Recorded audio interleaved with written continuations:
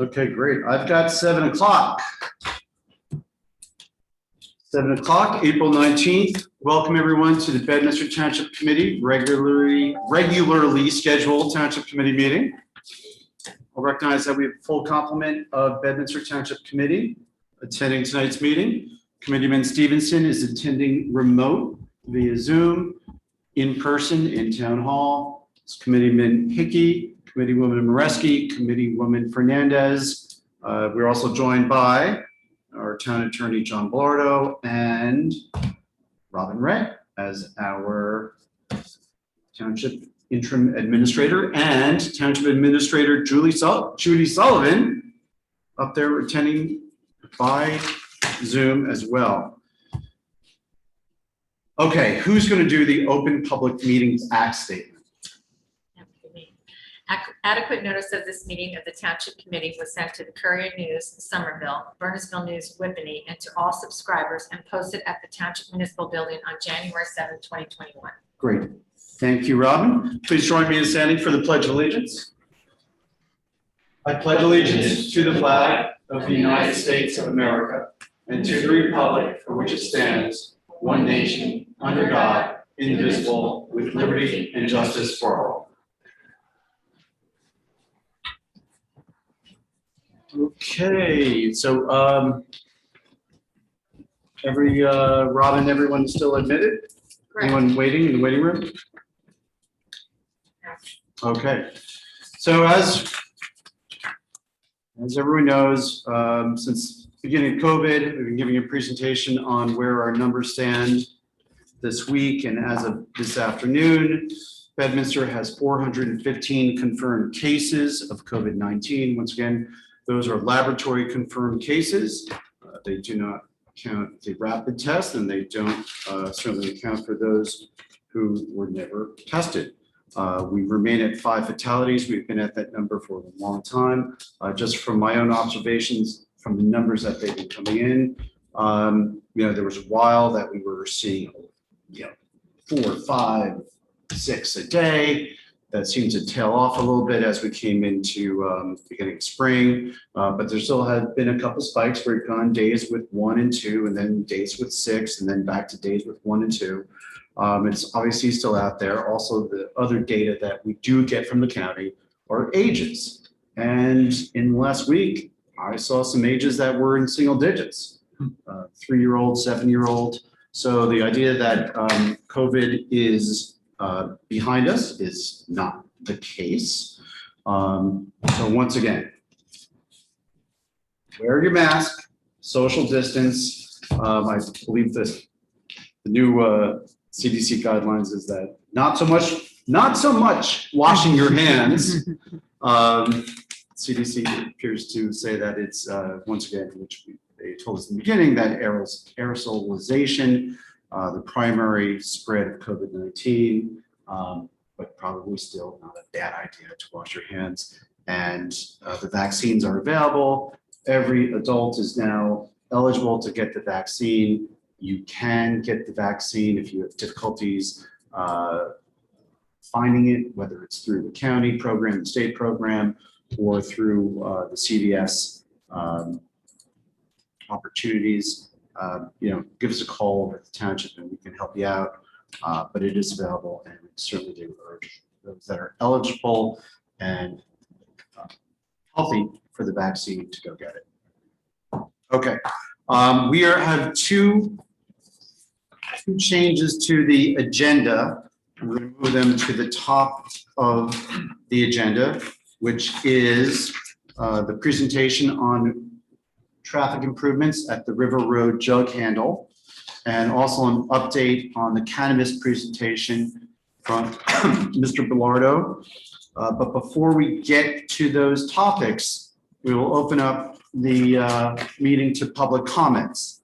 So if you are joining the meeting from your phone and you wish to make a public comment, and once again, we'll also do a public comment after the River Road session and after the cannabis update. So if there are other comments, it's really now's the time to do it. So if you're participating by phone, dial *9 and that'll put you into queue. And then you'll get called on by Robin Ray when your time is up to make the public comment. If you are participating in tonight's meeting via Zoom, go to the bottom of the screen where it says participants, put your cursor down there and it'll give you an opportunity to raise hand, and click on raise hand. And that will be an indication that you are ready to make a public comment. So these are for public comments not related to River Road and not related to Cannabis. Ms. Ray. Spencer, Bedminster. Hi, everyone. My name is Katie. I've been working with Colin about a proposition for a little free library. So if you are able, would you be okay if I shared my screen? I have a deck I've prepared to share. Sure, you have a problem? Okay. Go right ahead. Awesome. So you should be seeing it now. So if you're not familiar, what a little free library is it's kind of a take a book, borrow a book idea. So it's a cute little station. I'm proposing to put it in Knox Park. So right behind Little Pickles, where that there's the table, the chairs, some picnic tables there, putting it there. So if people want, they can take a seat and read a book, but it's essentially, you can take any books that are in there. You can also donate books there. There's a lot of foot traffic there. I live right behind the trail in Village Green. There's tons of families walking by, always have little kids. So I think it'd be such a great way to just add a little bright spot to somebody's day when they're taking their walk. Perhaps the kids can pick out a book to read, also having adult books in there, but also to just create a community of book lovers within Bedminster. So this is the blank slate. This is what it will look like. It will obviously be painted and be more colorful, but this is what it is for now. So total, it's about 6 feet tall, 3 feet wide, and it's going to have 2 levels. So the bottom level will be the young adult and children's books so that they can reach the books, and the top level will be adult books. So the objective is this, a few things. The first one is to increase the ability for book availability to books for our residents. So of course we have a really fantastic library, but I know when I was younger, my dad would always get on me because I wouldn't bring the books back in time. So it's not always easy for younger kids to have access to the library, making sure they're getting it back without having a fee. So just increasing availability for books, and even for adults. I know I used to work some crazy work schedules, and getting to the library wasn't always easy for me. So this is just another great way for our residents to have access to free books. We can also monitor the diversity within the library to allow for increased empathy and visibility. I grew up in Sussex County, New Jersey, in Wantage, not a very diverse town. And by reading books, I got to really understand somebody else's perspective and got to, quote unquote, walk a mile in somebody else's shoes, and just to be a little bit more kind and a little bit more empathetic as I went throughout my day. And finally, to create an online Facebook community for book lovers, and again, increase that network within Bedminster. I know our town Facebook group is super active, so I think this is another great way to just engage our neighbors, get to know each other. And if there's a book in the library that 2 people want, maybe somebody can borrow it, somebody can borrow it again.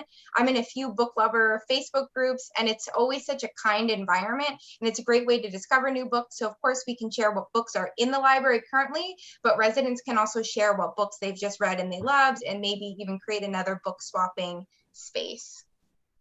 So operations of the library. So first of all, every Little Free Library has to be registered with the website and has to have a steward registered. So there is somebody responsible for the library. So I would be the registered steward for it. So if you log on to their website and you type in the code for the library, it would link to my email, so anybody could reach out to me easily with concerns. Like I said, I live right by the library, so I would definitely go weekly at least and monitor if there's any litter that needs to be picked up, if there's dust, if it needs to be wiped down, and take care of the cleanliness. And then full-time, I'm actually a data analyst, and I have a significant experience with consumer data, customer demographics. So I absolutely want to take that background and bring it into the Little Free Library and understand who's reading the books, what do they love? Is it a lot of young adults? So do we want to make sure we have more young adult books in there? Is it a lot of adults who love mysteries? Can we make sure we have a lot of those? So I'd absolutely love to bring that data analytic background into the Little Free Library. I have about 3 Rubbermaid containers worth of books ready to be loaded in there. So there's definitely will not be a shortage of books. And of course, hopefully as we grow, our neighbors will like to contribute as well. This would all be funded by me. It's something that's a big passion of mine, and I would love to give back to this community. I've lived here for 6 years. So all of this would just be completely funded by me. Does anybody have any questions or actions that you would like taken from this? Is this a series of free libraries you already have established somewhere, Katie? Yeah, so I do not, but there is a greater community. So if you go to littlefreelibrary.com, you can actually type in your zip code and it will let you know all the ones that are around you. There is one in Somerville, a little bit off of Main Street, but they have one there. That's the only one I know in this town. I know where I grew up, there's one in the park. So if you go to the website and you can type in your zip code, it'll let you know all the ones that are near you. Katie, Okay. this is Mayor Jacobs. I just want to thank you very much for your terrific presentation and your great spirit in pushing this forward. And I do know that you've coordinated with both Committeeman Hickey and Committeeman Stevenson on this. And I believe you guys have talked about the location and worked out some details. Correct. So it would be opposite the benches in the park that Katie mentioned. We also did check in with Marie from Clarence Hill Library just to make sure there were no conflicts there. And she, matter of fact, applauded the idea and thought she might be able to contribute some books as well and publicize it. Judy was kind enough to reach out to the JIF just to make sure there were no liability issues. And Judy, correct me if I'm wrong, but the JIF gave a big thumbs up. And matter of fact, I believe our JIF coordinator said they have one in their town. Yes, yes. Very supportive from the JIF. So, and as Mayor Jacobs said, Katie, I applaud your enthusiasm and your very creative idea. And by the way, you did it the right way, because we've had at times when people put stuff in our parks and leave it there and it becomes garbage, which we don't want. But, you know, going through the proper channels and giving us the information is very helpful. And I thank you for that. I guess we'd have to ask John if there are any issues from a liability standpoint. None. You know, if the JIF approves it, you're good. Yeah. The only thing as a resident too, and I walk my dog down Knox Park, is you have to be careful because along that little corridor, it gets really muddy. So just when you're setting it up, make sure you're not in a mud puddle. We were literally going to put it adjacent to the path. There's a little opening right opposite the tables. So there's probably a good spot right there. Like putting it in the cement? Well, In the sidewalk? it would have to be set in cement, Okay, but it would be adjacent to the path itself. okay, So- because I'm just saying it's Oh, yeah, no, that's, it's swampy back there It can- sometimes. And yeah. right where the tables and chairs are, it's muddy even now. go So just across, be careful. go Yeah, across from the path, Yep, right there. still, Still money. just kidding, yeah. No. All right, so But it's a great DPW, place. so DPW would be in charge of installing the post? Yes, we Okay. talked to John Mance about it, and Katie was kind enough to give us the installation instructions as well. So basically, you're sinking a 4x4 into basically 2 feet of concrete Right. to set it in place. And so Katie, you already have the material ready to go, the Little Free Library itself, the structure? Yeah, so I don't know if I've mentioned, my mom's actually an art teacher, so she's going to be decorating it and making sure that it looks neat and crisp and bright and attractive. So it has to be painted, but as soon as it's ready to go, I can reach out to you guys. That'd be great. Sounds good? Okay, so let's, One more question. Katie, the door has a lock on it, so the squirrels can't get in there and decide to make a home? Yeah, so there is, they'll all have a little tab, not all, the one. So they have a little tab. This one you don't see it on, but it has a little lock. And we can either do it like that, or you can do a wood one that turns. The one that turns might be a little bit more solid, but yeah, it would lock, it would be secure. Okay, yeah. so don't put any birdseed or squirrel food in there, right? Renee, is that And what you're thinking but people about? do put birdseed and stuff back there. So I'm just concerned that it's gonna look really cute and some squirrel's gonna decide, this is my house. We just put a sign on it, says no squirrels. I okay? think we can do that. Katie, Well, I that's just neat had as one well. question for you. So I think this is a really cute idea, and I love that you're passionate about a love of learning and reading. I think you said that people would need to when they donate the books, check it in or something, because I just wouldn't want it to be like a book drop for people who are looking to clean out all their books and just have all these books like just piled up around it or something like that. That Yeah. was the only concern, because like I know that a lot of people would hear, oh, you can donate your books here, and they just bring all the books. Like you have to check them in, right? So there's no checking in, but I would check it. I would be reviewing all the books that are in there at least on a weekly basis, because I have the same concern, and I've seen little free libraries that do turn into just kind of a dump and nobody wants the books there. I want it to be something exciting, and that when people walk by, they want to think, oh, what new books are in there? I don't want it to become it's the same books. Somebody just dumped them. So it would be something that I monitor. And if someone donates a plethora of books, I can bring them to the Salvation Army and donate them somewhere else. Awesome. Great. Thank you so much. Of course. Okay, so Robin, let's just take a, John, I presume we don't need a resolution or No, anything no, formal, so Mayor. just take a poll of the Township Committee, and let's start with Committeeman Stevenson. Thanks, Mayor. I think, can you hear me? Yes. Okay, great. I think it's a great idea, appreciative of the efforts of Katie here, taking the bull by the horns.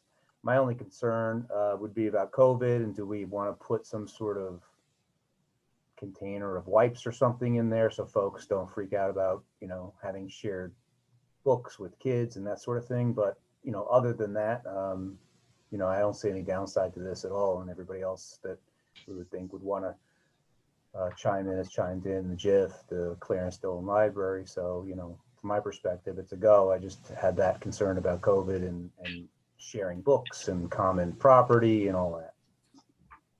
That's great feedback. That's a great idea. Committeeman Hickey.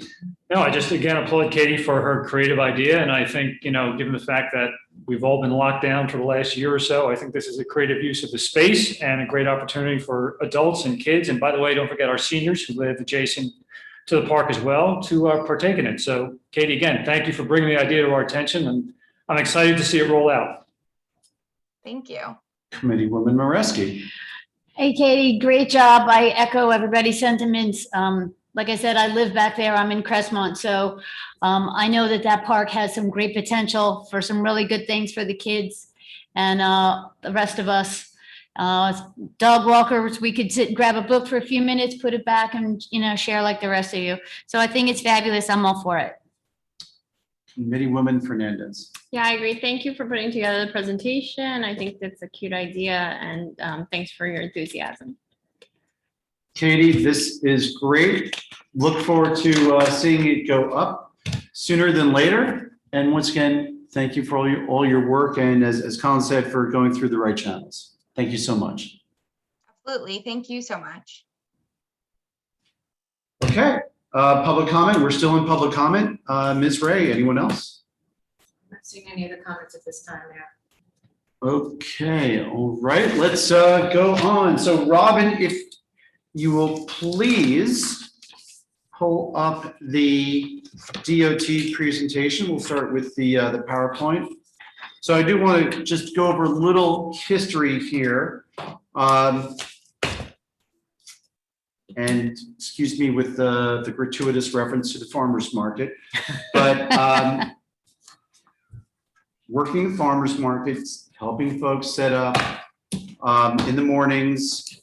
And it was really, for some reason, we noticed it more so this year in 2020 than in prior years. And Colin and I would be setting up, putting cones out in the morning, and we'd hear screech or the slam of brakes, and or just not hearing those sounds, but actually seeing cars making U-turns on Saturday mornings, 7:30, 8 o'clock in the morning, on Route 202, 206.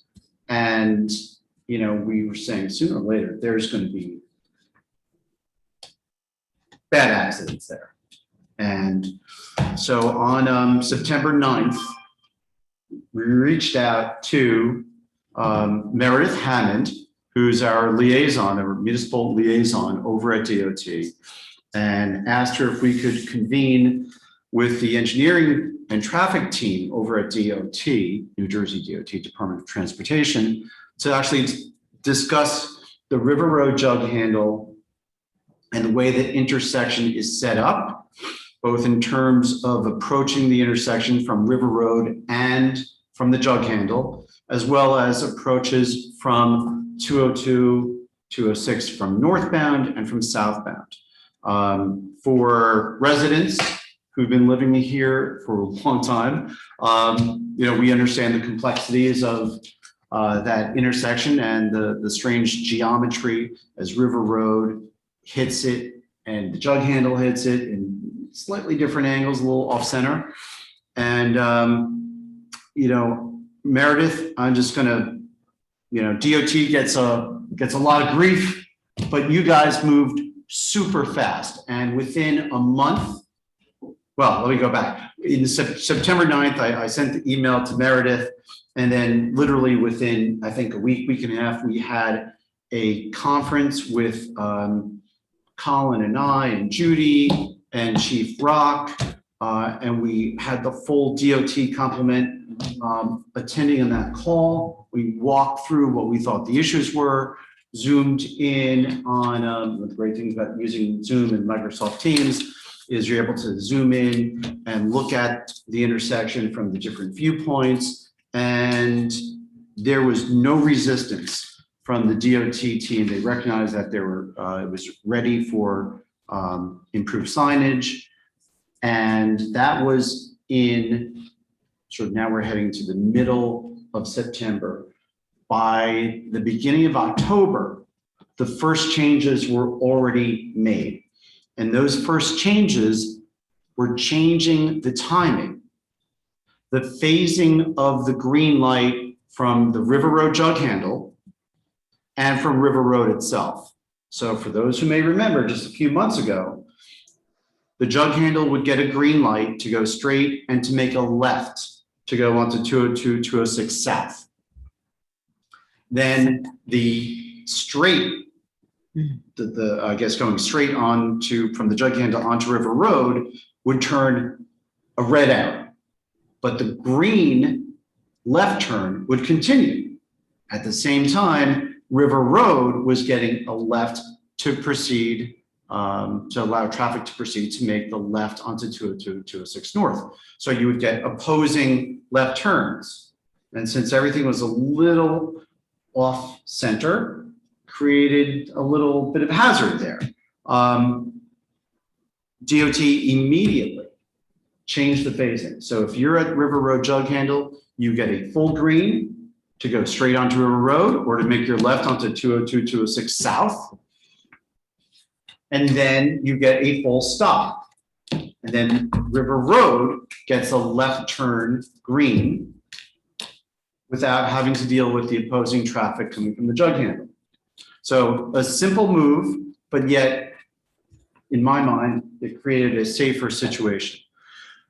What we're going to talk about next are the changes that DOT is going to be making to 202, 206 as you approach River Road from both directions. And what everyone sees up on the screen right now is the approach. This is the existing approach. Actually, Robin, you need to go back one. I know, I gotta get rid of something on here, excuse me. I'm way back, Keep going, keep going. Oh, sorry. there you go. I need to get rid of the gallery. Okay, so what's on your screen right now are the existing conditions at River Road from 202, 206 traveling south.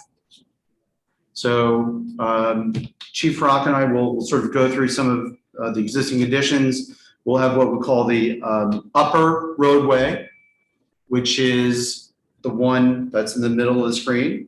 And then you have the lower roadway of 202, 206 south, which is on the right side of the screen. And you see River Road right there off to the right as well. So once again, we've seen accidents coming in from folks making left turns, not only from the lower roadway onto River Road, but also from the upper roadway onto River Road. So despite that, you see that there's one sign in the median that's between 202 North and 202 South, which says no turns. And there's another sign on the grass median between the upper and lower roadways. It says no turns. Those little signs are obviously not adequate to prevent people from making turns, whether they do so knowing it's a violation or not noticing the signs and trying to make a turn into onto River Road.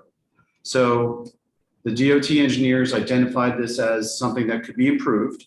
And Robin, if you go to the next screen, you'll see those changes. So the changes are, it looks a little busy, but it's clear that if you are traveling on 202, 206 southbound, whether you are in the upper roadway or the lower roadway, you're traveling straight. On the median between north and south, you see there's a no U-turn and no left turn sign. And then on the grass median, we're replacing that small no turn sign with arrows going straight. And then behind that, the no right turn, no left turn. Also, those same signs are also on the traffic lights right next to the signaled intersection. And you also see that on the lower roadway, those same no right turn, no left turn, no U-turn signs are there as well. Okay, spam calls. And you also see there's another, Robin, if you move your cursor to the far right, you'll see another sign that says straight, the two straight lines right there, and then immediately to the right as well. Yep, right there. So changing the signage to make it clear whether you live in Bedminster for 20 plus years or whether you're just driving through. Don't make, this is not a place to make a turn. Chief, any comments on this slide? I think you covered it pretty well, Mayor, and you'll notice in this slide that if we're heading south on the opposite side, on the island in the center median, there's also another no turn, no maneuvering sign, as well as the keep right sign. And then if you go to the right, if you're used to traveling down there, the 3 lanes become, or the 4 lanes become 3. So there's that merge sign giving the driver a warning and a heads up. And then if you notice too, all the traffic signals themselves, they're going to have a green arrow instead of a circular green bulb. And also making sure that traffic's just going south. And also, if you notice that between the concrete medians on either side of the intersection, there's yellow striping. Correct. That's just going to delineate the northbound and southbound to make sure that the cars, depending on the weather conditions, can pick up that they need to stay to the right side of that yellow marker. So really, the DOT engineers really looked at this from all sides and heard us, right? So Colin and Chief, when we were on the phone with them, we talked about all the way we've seen people getting confused whether or not the upper roadway of 202, 206 South is a continuation of 202, 206 North, right? Right. So every sign that we're looking at, whether it's the no right turn, no left turn, straight arrows, or it's that yellow striping, to clarify the situation. I do want to give credit to Syed Hussein, who is the DOT engineer who essentially we worked with to put this all together. Syed was supposed to do the presentation tonight. He had a conflict at the last minute. So this is why you're getting the presentation from me and the chief instead of the DOT engineer. So we hope everything is well with Syed. And once again, I want to thank him for putting this PowerPoint together. Okay, so let's go to the next slide. Mayor, before we move on, Yes. just one other item. We learned, and one traffic accident we understood was caused by this, was people were listening to their GPS blindly. And they were going down 202, 206 South, looking to get into River Road, having missed the ramp that leads them there, and then blindly listening to their GPS and making a hard right-hand turn from those inner lanes on the left. I was Right. just gonna ask you that. Which is, and I know Meredith and Saeed volunteered to even help see whether or not they can reach out to their GPS or the GPS providers, because that is a serious issue, because a lot of folks unfortunately listen blindly to that and just do as told. I think the signage that's being put in place and the arrows will help dissuade them from making that terrible mistake. Right. I mean, when you've got, look, Chief and I were talking about this earlier. Operator error is still gonna happen. Yeah. But by putting these arrows down, by putting the signage, by changing the signals themselves, if we go back to the first slide, Robin, and just look at the lights, right? So, nope, No, I'm not going. Wrong direction. Sorry, I can't get back. I'm gonna go all the way to the beginning again. Back to the top. Sorry. Lost it.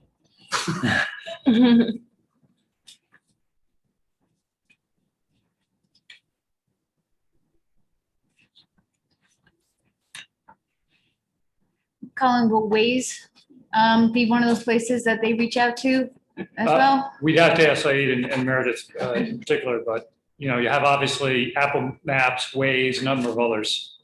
And, they're giving out bad information. Sure.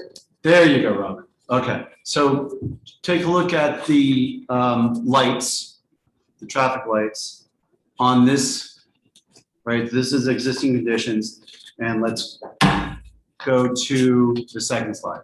So Robin, if you could just use your cursor to highlight the way the lights look or will look with these improvements. Right, so you can even look at the median so that there's better signage, the lights are clear.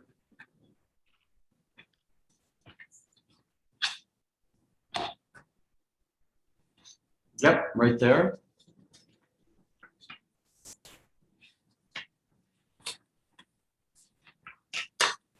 Okay, so if we go to the next slide, which is approaching the intersection on the northbound side of 202 and 206. So once again, so we talk about now you've got 3 lanes of traffic. And on the other side of the intersection, you have 4 lanes of traffic.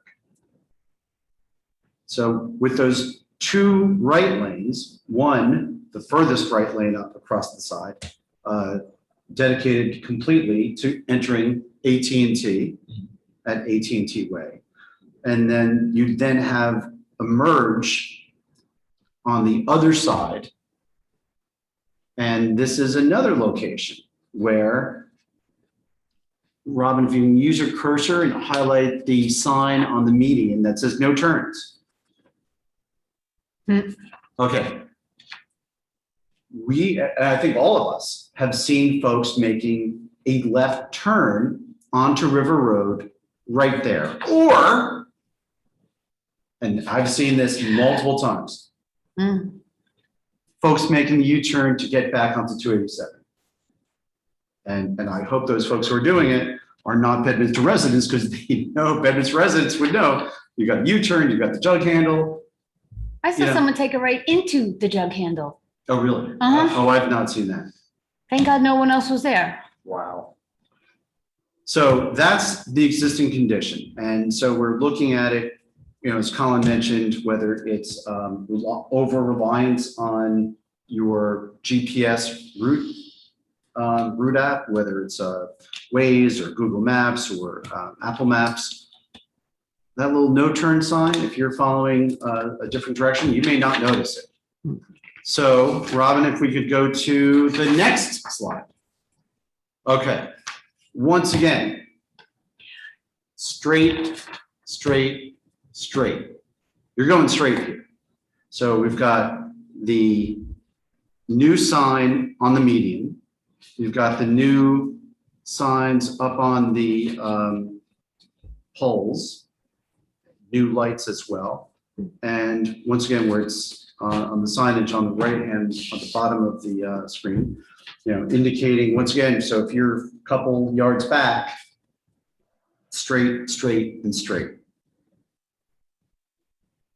So, and we've got the no right turn, no U-turn, no left turn.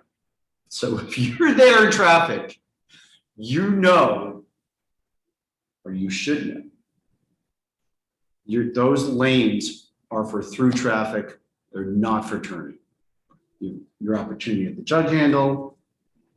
If you need to make that right, if you need to make the left, you need to make the U-turn. That's what the jug handle is for. Chief, and then if you do look across the intersection, you'll see that you're not going from 3 lanes to 4 lanes. You're going from 3 lanes to 3 lanes. So Robin, if you could just use the cursor to show that little, yep, right there. And then on one of the future slides, we'll go into that, that detail in a little bit. We'll sort of zoom in on that. Chief, comments about the view or this approach to the intersection? No, the only comment I have, I think with the picture graph per se signage, that you don't have to worry about the little words and the message should be delivered. Right. And once again, also on this slide, you see the yellow lining between the 2 medians. Once again, if you're on 202, 206 north, stay in your lane. And those yellow, hopefully those yellow stripes clearly demarcate northbound traffic, southbound traffic.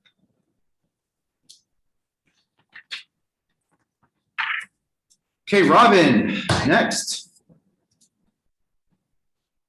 So this is now the existing conditions as you cross 202, as you cross the River Road intersection on 202 north.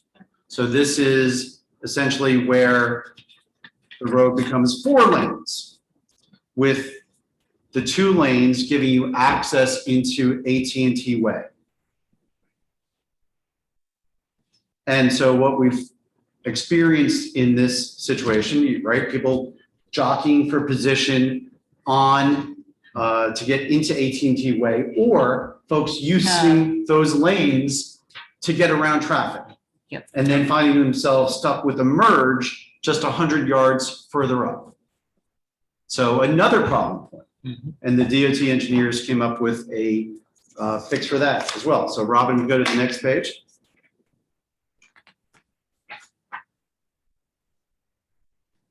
Okay, Chief, you want to walk us through this one? Sure. Well, as you stated earlier, we're going from 4 lanes and now we're going to have 3 lanes of traffic going northbound. The entrance into AT&T is going to basically be cut down to 1 entrance lane, but then again, it'll open up to 2 once you get within the complex. The pavement marking will give you a little bit earlier indicator that you're going to run out of real estate and you're going to have to merge to the left. And, the current condition in that, I'll call it the right lane, once you run out of real estate is actually where the merge sign is. So it's problematic, and I think this should fix the problem we see. So once again, existing conditions, we go from 3 lanes on the south side of the intersection to 4 lanes. Then you go to 3 lanes, and then you go to 2 lanes. So you've current conditions, your lanes are switching all over the place here. And with this change, you're going from 3 lanes on the south side of the intersection to 3 lanes on the north side, with that far right lane now becoming clearly an exit to get, or exit or ramp, however you want to call it, to get into AT&T.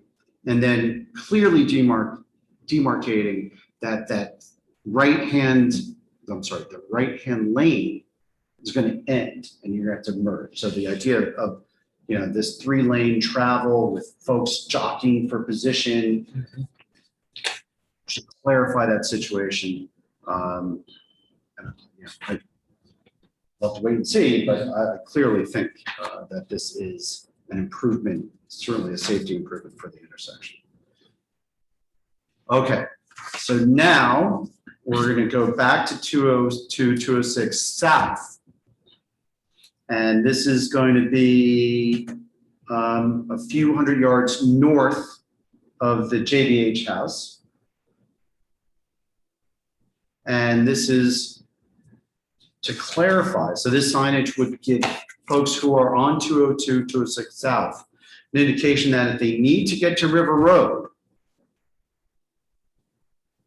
get over to the right now before you have the upper and lower split.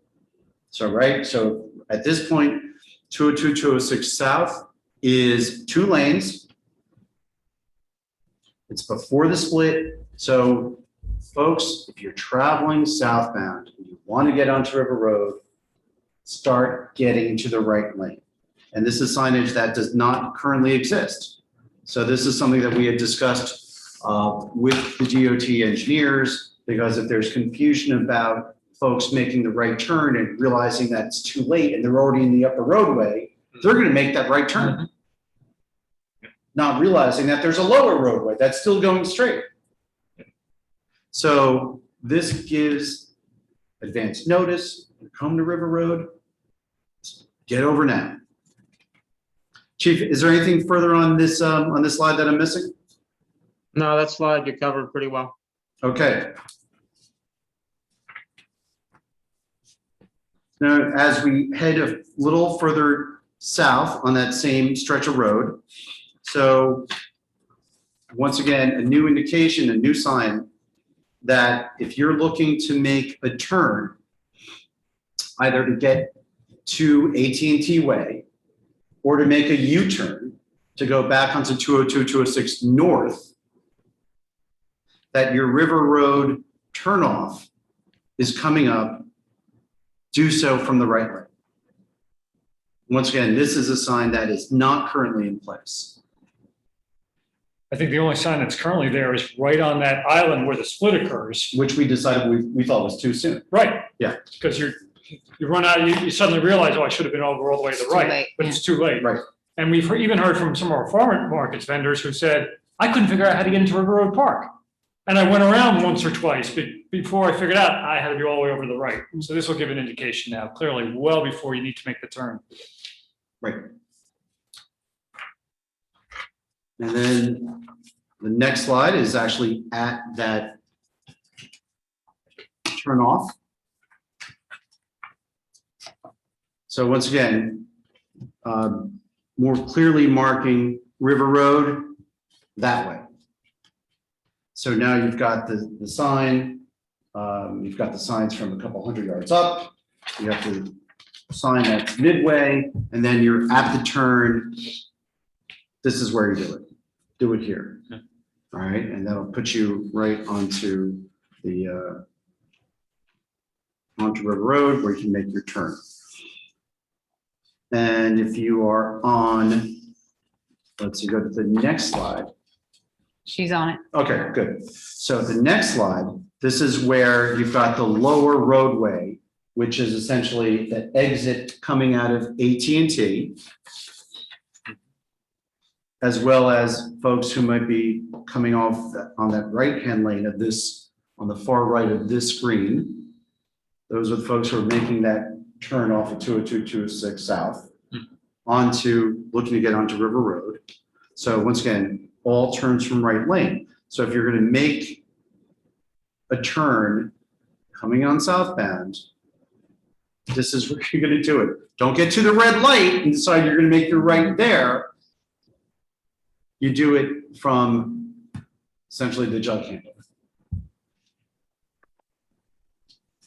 Chief, any comments on that last slide? I'm sorry, the last slide.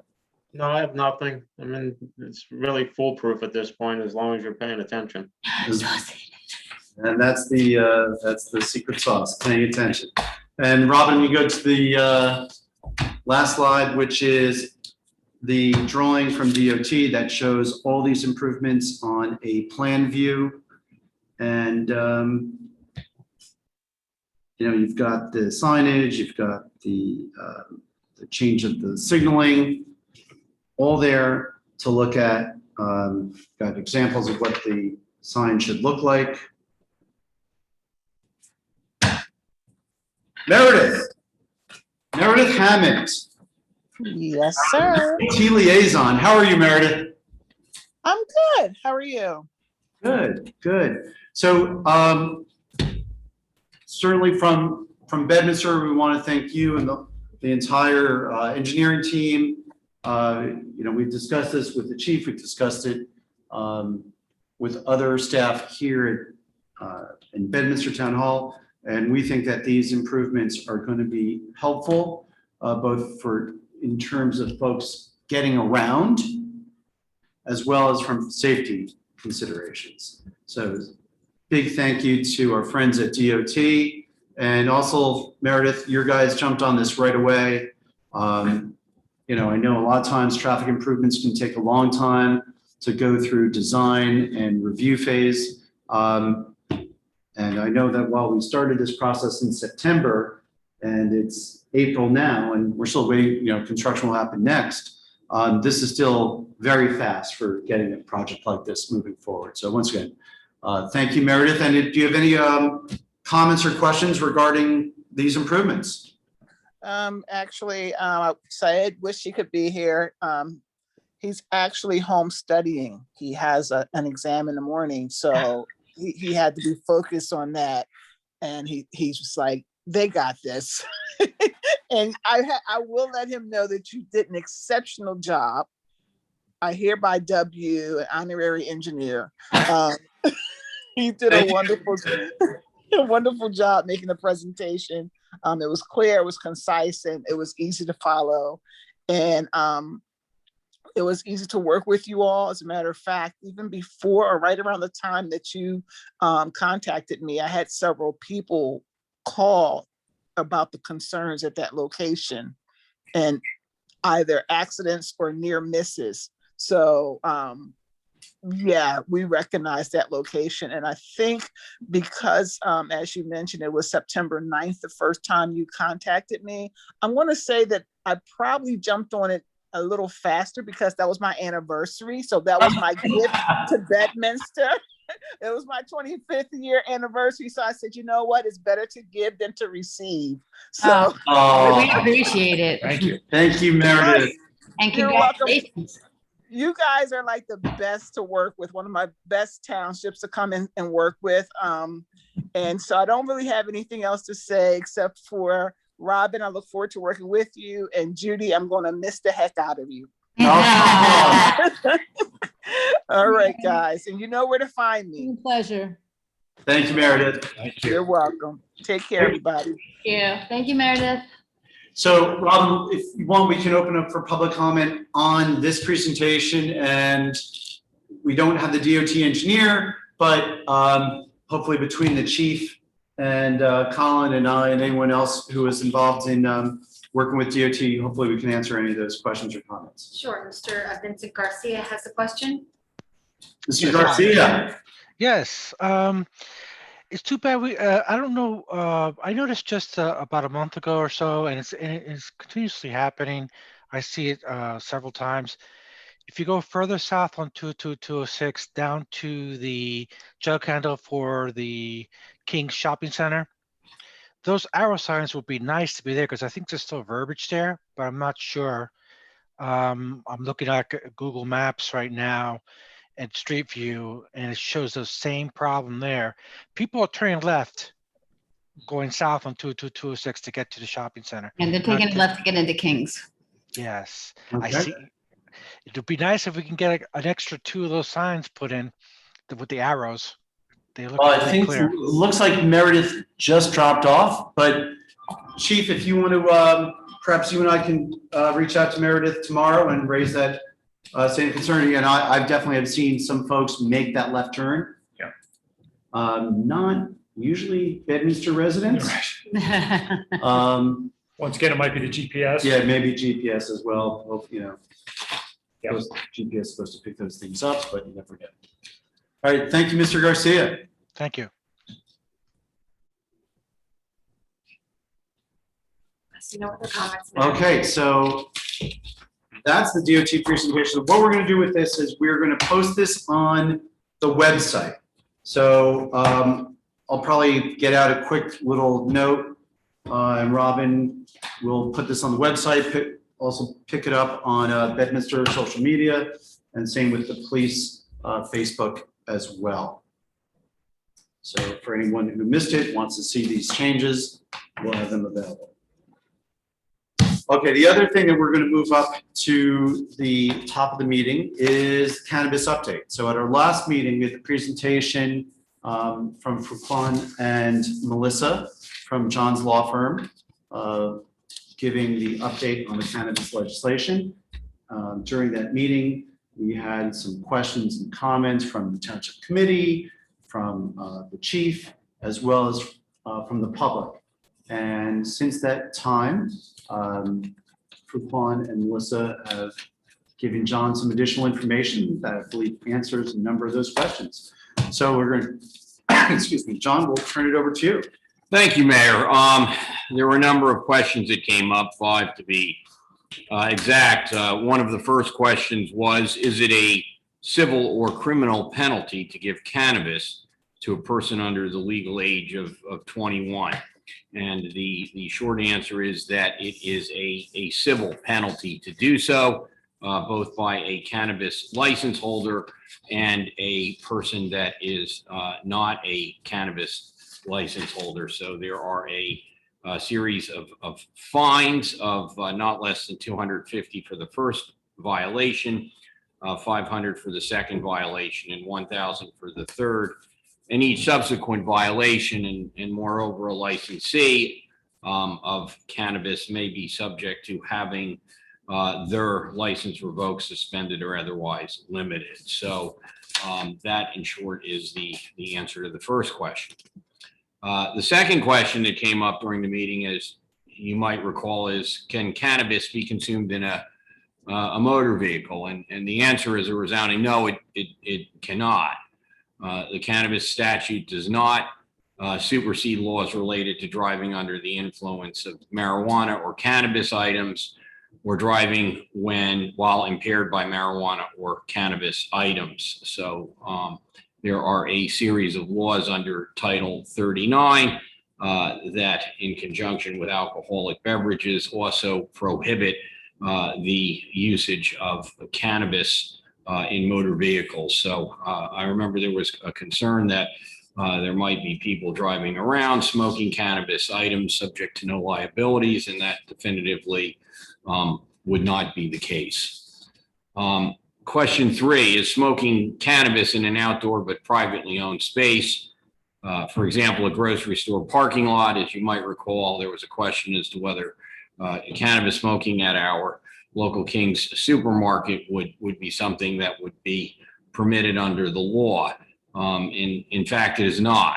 The definition of quote, public place, end quote, is broad enough under the newly enacted cannabis statute, such that even if it is a privately owned place, as long as it is available for use by the public, that newly enacted Title 26 would prohibit the use of cannabis. So you will not be seeing people in places like that smoking cannabis without being subject to penalty. A fourth question, is smoking tobacco in a park a civil or criminal penalty? It is either a petty disorderly persons offense or a civil offense if the civil penalty is provided for as an alternative by the municipality in the control of the park, and that's Title 2C. Presently, the Bedminster Code does not address smoking in parks, but there may be park rules otherwise displayed in parks that prohibit smoking and impose a civil penalty. So that's certainly something that could be considered by the Township Committee as we move forward. Lastly, there were questions as to whether homeowners associations of condominiums or townhomes can regulate cannabis. And although my law firm obviously represents the Township of Bedminster and would defer to counsel for the HOAs for any definitive advice, there are actions that may be taken by condominiums and homeowners associations subject to a series of steps that could in fact limit the use of cannabis in their communities. And again, we would recommend that for any of the HOAs that are interested in doing so, that they contact their community association representatives and their underlying legal counsel to explore those. So, Mayor, those were the 5 questions that were raised at the meeting. Great. Thank you, John. So before we turn it over to the public for any additional comments on cannabis, any comments from Township Committee or from the chief, whether it's new issues that came up or questions about Mr. Bellardo's updates? Chief, anything from you? No, I've got nothing. I appreciate that, Mr. Bellardo. Yes, and feel free to contact us directly, Chief, if you want more detailed or nuanced answers, and we certainly can coordinate with you on any of those questions. Sure. Okay. So where we're gonna, I think my thoughts on cannabis is that each, and I know we talked about this last time, that each township committee person, when you go back to your different committees and advisory boards, once again, I know that I think we did this certainly with land use board, but also for rec, everyone, go back and say, implore everyone to go through the presentation that's on the town website and think about the cannabis legislation, the legalization as it impacts the subject matter of each of those boards, right? So from the land use board side, we talked about the impact it may have on zoning, what would happen if you permit it. Well, what are you permitting? Are you permitting a grow facility? Are you permitting a manufacturing facility? Are you permitting distribution? Are you permitting retail dispensary? So what goes into that? So we had a rather robust discussion at the land use board, but I would certainly urge that everyone bring this back and that we look to May to start putting together some concrete ideas of where we want to go, certainly well in advance of the August deadline that's going to be coming down the pipe sooner than later. So with that, once again, let's open it for public comment on the issue of cannabis. Mayor, I have Mr. Garcia had his hand raised. Mr. Garcia. Okay, I just had to unmute myself.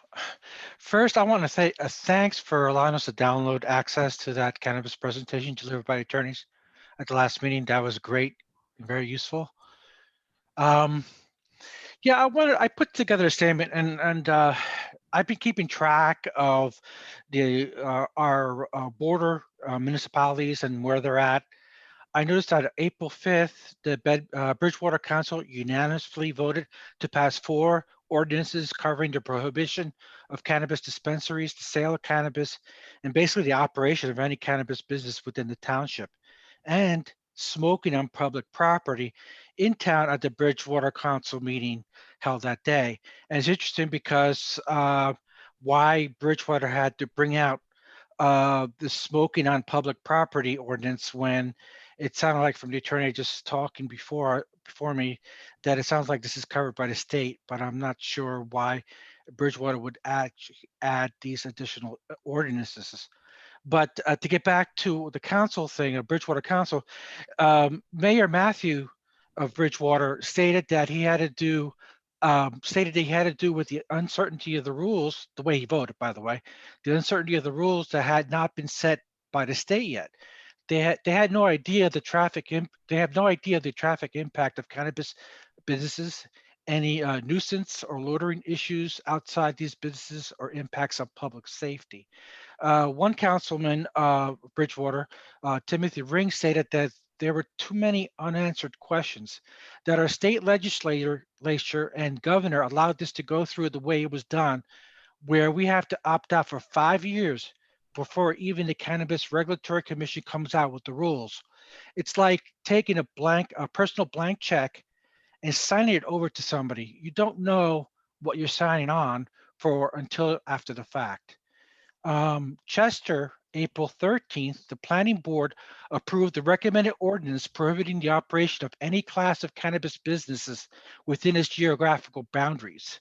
It will be introduced at the Township Council for its adoption tomorrow at the April 20th Chester Township Committee. And I noticed on page 2 of this ordinance stated, at this time, it is necessary and appropriate in the best interest of the health, safety, and welfare of Chester residents and members of the public who visit, travel, or conduct business in the Township of Chester to amend Township of Chester's zoning regulation to prohibit all manners of marijuana-related land use and development within the geographic boundaries of Chester. This is on April 13th. Bernardsville Council passed Ordinance 2021-18-1876, April 12th, prohibiting the operation of any class of cannabis businesses within its boundaries, with supplementation amendments to police regulations and land use regulations entitled zoning. Similar language on page 2 of that ordinance mirrors Chester's, referring to the best interest of the health and safety, welfare of residents and members of the public who visit, travel, or conduct business in Bernardsville. So page 2 of both Chester and Bernardsville's ordinances, last paragraph, is basically very similar. But to summarize it, the New Jersey State League of Municipalities and the New Jersey Institute of Local Government Attorneys have strongly urged, due to the complexity and novelty of the act, the state act, the many areas of municipal law that are or may be implicated in decisions, and the short duration in which the state act will allow such decisions to be made subject to unspecified condition. The prudent course of action would be to prohibit all such uses with the act's 180-day period in order to ensure sufficient time to carefully review all aspects of the act and its impacts. So I just wanted to share that, my findings, and looking at what our bordering municipalities are doing. So thank you for letting me share this. All right, thank you, Mr. Garcia. And so what Mr. Garcia references is something that we had talked about during the last meeting, which is the legislation went forward. There's no details in the legislation. The details are going to come out down the road at some point, and towns are being asked to, if you can opt in. If you opt in, you're not opting out for another 5 years, or you can opt out and you can opt in maybe at some other point when you actually have regulations in place and you know what you're getting into. I will say, in addition to the recommendations from the League of Municipality and from some of the other towns, I've also had a discussion with our liaison at the governor's office. And I said, look, you know, we were actually talking about a different issue, but I felt obliged to talk about the cannabis situation. And, you know, I said, the way this process is working, you're really sort of putting towns in the situation of opting out, because until the details are provided, how can you make a zoning determination when you don't know what, are you gonna have fencing? Are you gonna have this level of security? You're gonna have another level of security. What is it gonna look like? How is it gonna operate? So how can towns make decisions, whether it's zoning or other police powers that the municipality has, about whether this is something you want without knowing what it's going to look like? And I'll say even the liaison from the governor's office was like, you know, frankly, the prudent thing could be to opt out and wait until the details are provided down the road. And then if you want to make a decision to opt in, you'll have that chance at your own timeline. So I just put that out there. But Mr. Garcia, thank you for your comments. Robin, anyone else? No, I'm not seeing any further comments, Mayor. Okay, so this question I have, I guess, maybe for John and for the chief. So in a situation where it's going to be at a homeowners association. It's going to be in the condos, and whether it's a shared patio or just folks standing outside someone's condo door and smoking. If the condo association hasn't prevented it or is not taking action, or there's a resident who maybe it's their open window or their open door and the smell or whatever is coming through. The call is not going to go to the condo management. The phone call is coming to Bedminster Police. And to some extent, I go to, I can just project ahead and see that's the reality, right? The reality is, hey, these guys are smoking, or I'm saying these guys, but usually it's not guys, right? So that there's some folks smoking outside my front door or my kitchen window. Can you send the police over to tell them to stop? Chief, do you agree that that is a likely scenario that you'll be encountering in the coming? Absolutely. That'll be problematic if, people are allowed, it's their personal space and there aren't any regulations put up by the association to have that, marijuana not being used outside or inside. They're going to call us and, we're not going to have any enforcement. All right, John, you didn't see anything in there that says that once you're in homeowner association, once you're in common area, is that the same as being in as you said, the King's parking lot? I would hesitate to give an answer right off the top of my head, but I certainly could look further into that and give you a further answer to the chief. Okay. Because to me, I think that's going to be something that I think Bedminster Police Department is going to be getting those calls routinely. I think they're going to get the calls whether the association took steps or not, because the people wouldn't be used to it and it's illegal. I mean, it's usually what the call is. So I think people are not going to know that their homeowners association did anything about it. And And they're they'll gonna- just call the police on because that's what they're comfortable with. And the management isn't going to be there. It's The management company's very rarely on site, Right. so it wouldn't do you any good to call them. It'd be over by the time they found out. right. No, you're So- absolutely right.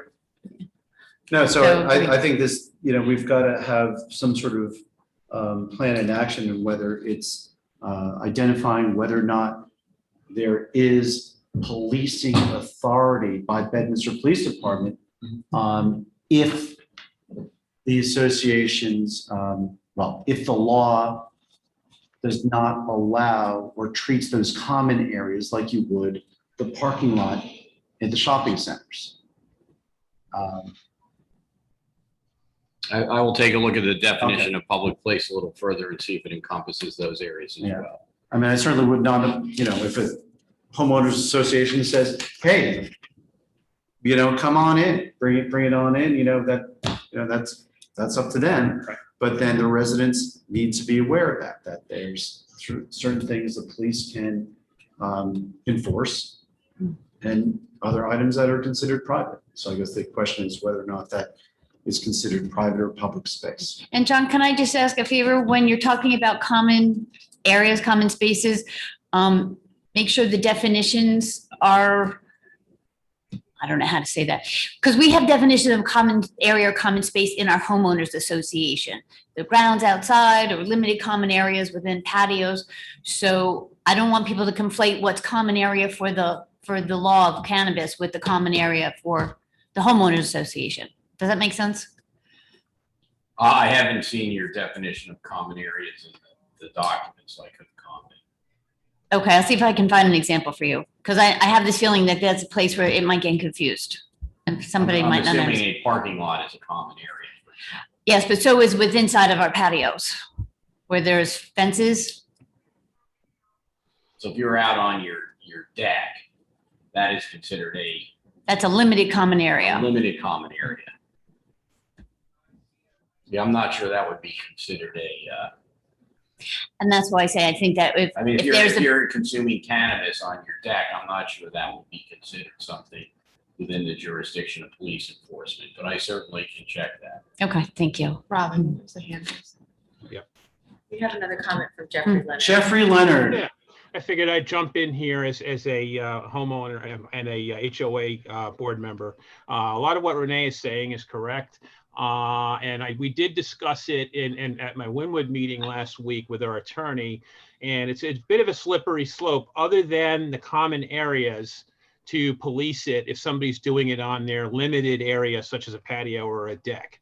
You know, just like a loud dog or something like that, that becomes an issue between those homeowners and or the police if it escalates out of control. And that's not something the associations can really do anything about, but we can look at doing things in the common areas. And, that's one of the reasons why I'm attending tonight, because, I just wanted a little guidance, and it may even not happen until we hear more from the state down the road, what, if anything, we can do to make sure that that doesn't happen, or it doesn't become an issue.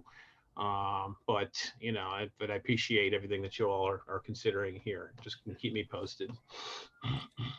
Okay, thank you, Jeff. All right.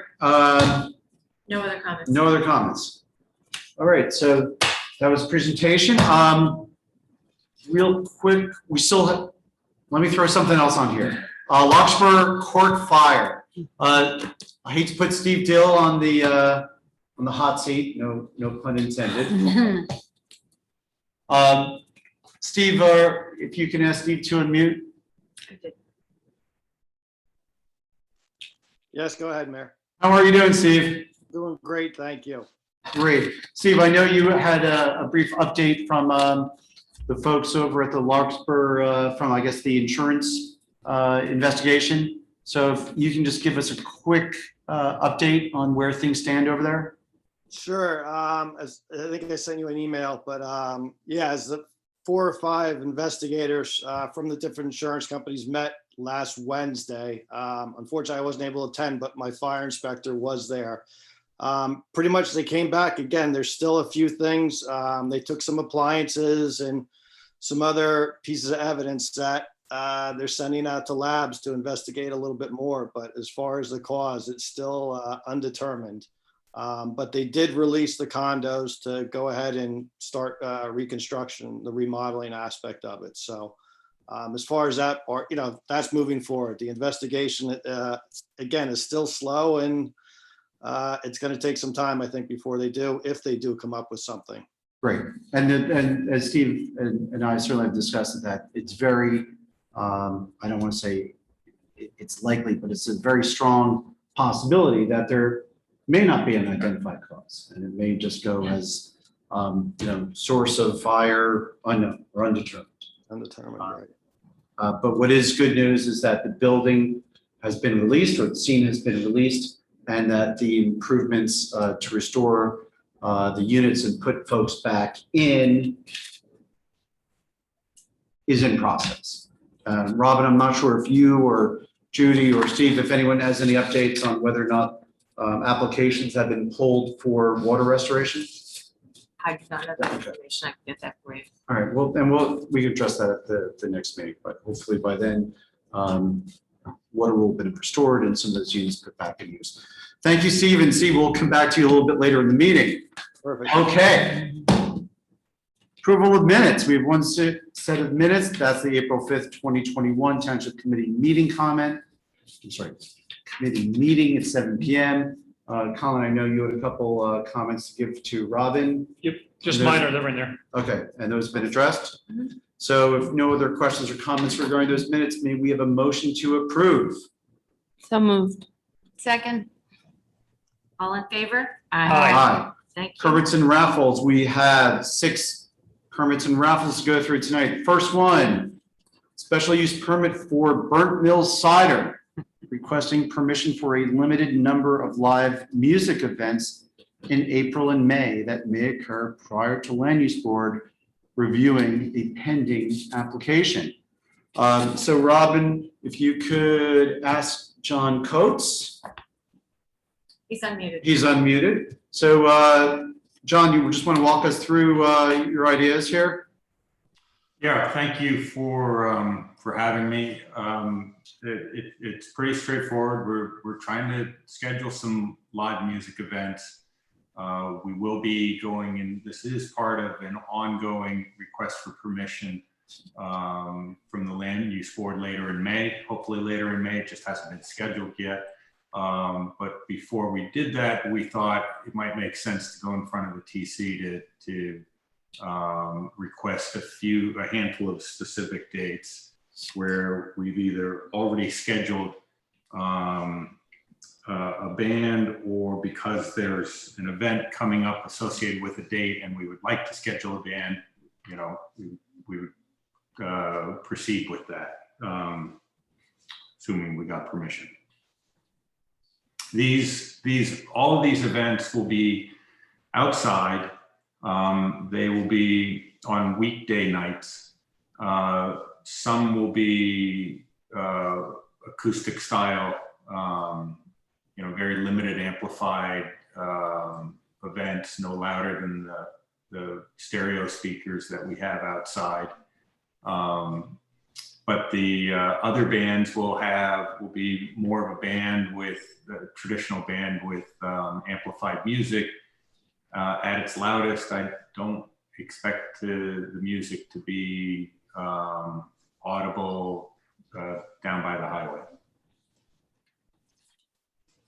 Okay. Are you anticipating getting more folks to the cidery with the music? And is this going to create a parking situation? No, that's a good question. We're mindful of that. That's why we're choosing the weekday nights, which tend to be slower for us. Really, the idea is not to drive more traffic, but it's to you know, improve the ambiance for the people who are coming there. The weekday evening crowd tends to be different from the weekend crowd. Those people come from further away, seem to stay for longer. The weekday crowd tends to be more local. And the hours of operation for the music? Well, you know, all of them will end before 9 o'clock. It's going to vary by each performance, and you know, we'll have a casual conversation about it. I'll ask for their preferences as well. I think they'll be wrapping up by 8:30, maybe earlier. Our own traffic, you know, we've seen people leave well before that. It's just as we get into the warmer months, with it staying lighter later, you know, I could easily see people staying into the later hours. That's why I expect, you know, 8:30 might be sort of the tail end of these performances. So right now, in your permit, John, it says 4 to 9. So you're good with that time slot? Yeah, those are our hours of operation. So there's usually they'll have 1 or 2, maybe 3 sets. So 1 to 3 hours. Let's say the average would be 2 hours.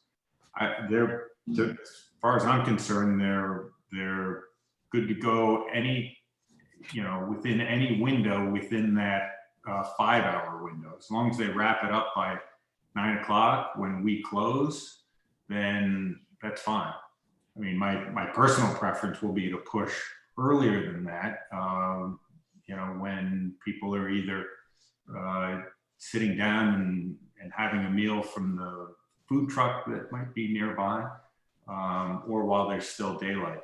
So, we'll take it on a case-by-case basis. But somewhere between 4 and 9, which are our own operating hours, that's when the bands will perform. Chief, any comments or questions? I don't have any, Mayor. I mean, you play it by ear. Obviously we're bordering Chester and P-PAC up in that area. So if you don't hear it at the highway, we might get a call from somebody else. But, if John said that they had speakers out there all last season, I don't think we had one noise issue. I don't see it as a problem.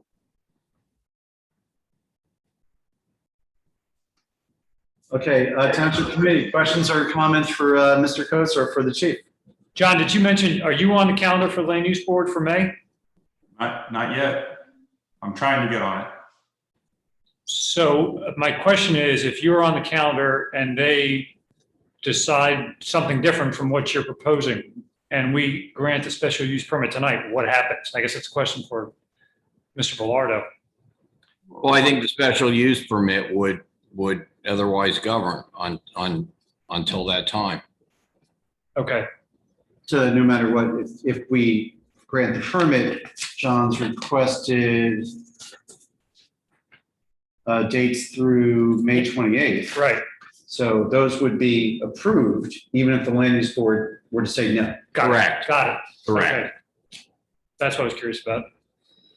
And so the land use board may get into issues, John, such as, enhanced parking, and they might look at what your use permitted, well, what your use was that was approved versus today's operation. So you might get some questions about parking and your opportunity to provide or enhance the on-site parking. So I'm not sure if there's any questions or comments about that. I know that driving by, I did see that you've been, I guess, doing more parking on one of the fields. Is that something you intend on continuing with? Yeah, there's, so I'm not ready to speak about the parking. We do anticipate to get that question. We have, a short-term plan that we've already enacted. We have a more intermediate plan. We have a longer-term plan. But yes, if we can find ways of taking up the space on our property more efficiently, then I think that to me makes more sense from a public safety standpoint. Okay. All right. Any other questions or comments for John? No, I like the idea. I think that'd be nice. As long as the music ends early enough and there's no complaints and noise, and I don't see a problem with it. I think the closest neighbors John has are the dogs over in Chester. At The hounds? At Seeing Eye. Oh, seeing eye. Okay. All right, so let's handle this special use permit on a one-off. May we have a motion to approve? So moved. Second. Just this be all in favor? Aye. Aye. Thank you. Okay, thank you, John, and good luck with great continued success at the cidery. What's the next flavor coming up? Sour cherry, actually, it's coming out later. Well, we're doing it later this week. It'll be ready next week. Okay, sour cherry cider. Yeah. I like it. That's great. Thank you, John. Thank you. Good night. Good night, John. Okay, so it's an exciting night for special use permits in Bedminster. So we've got live music at Burt Mill Cidery, and now we've got a special use permit for Supor Studios in support of movie filming and production activities, April 28th, 2021 through June 28th, 2021. And I believe we have two folks from the studios to tell us about their application.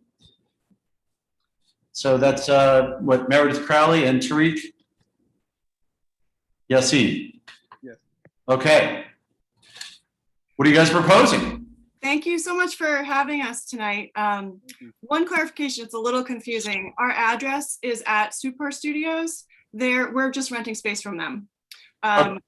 We have a few different names, as always happens in the film industry, but the production company technically is Big Indie Barn Builder.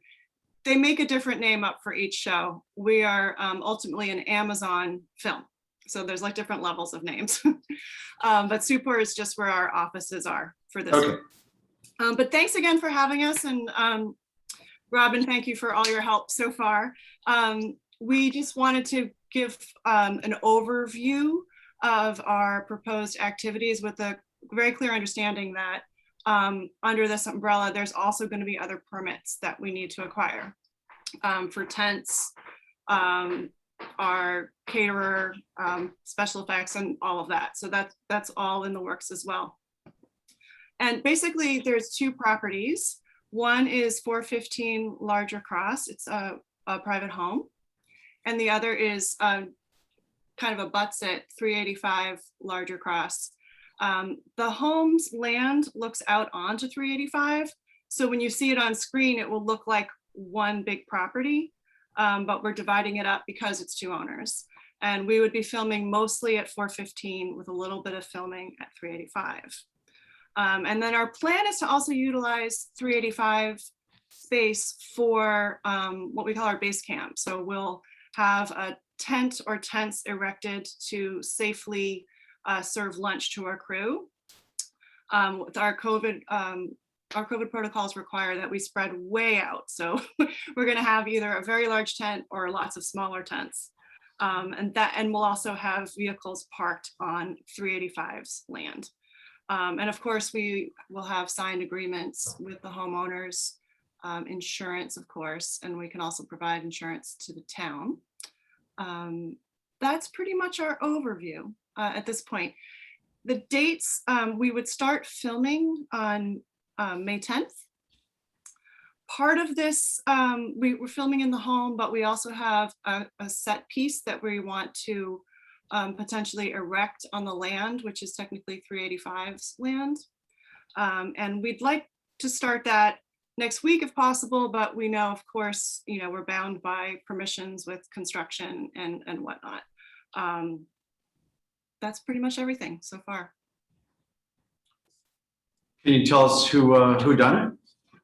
Who done it? Who's in it? So the movie is called Good Night, Mommy.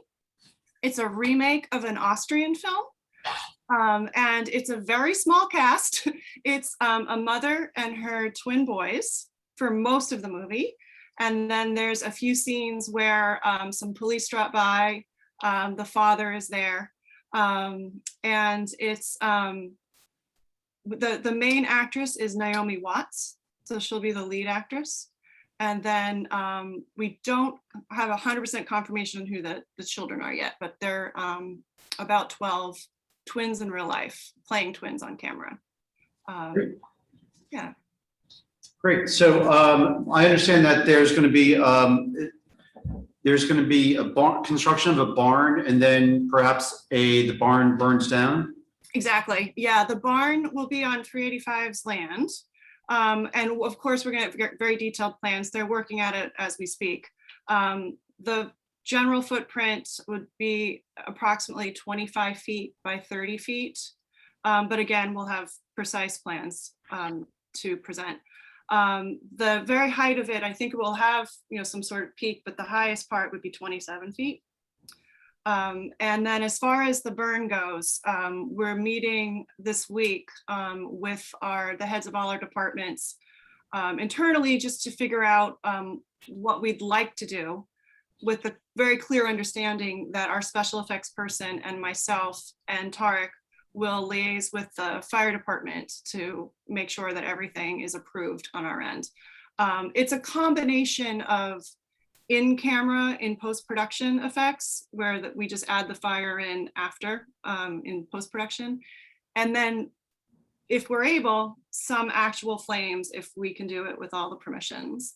And typically when we do that too, we have fire personnel with us on the day when we're filming, standing by. But our special effects coordinator is the one who has the years of experience doing fire effects. So it's all very by the book.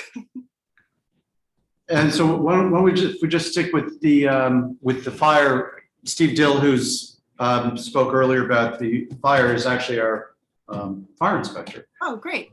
So Steve and maybe Chief Rock, do you guys have any questions or comments regarding the burn associated with the movie production?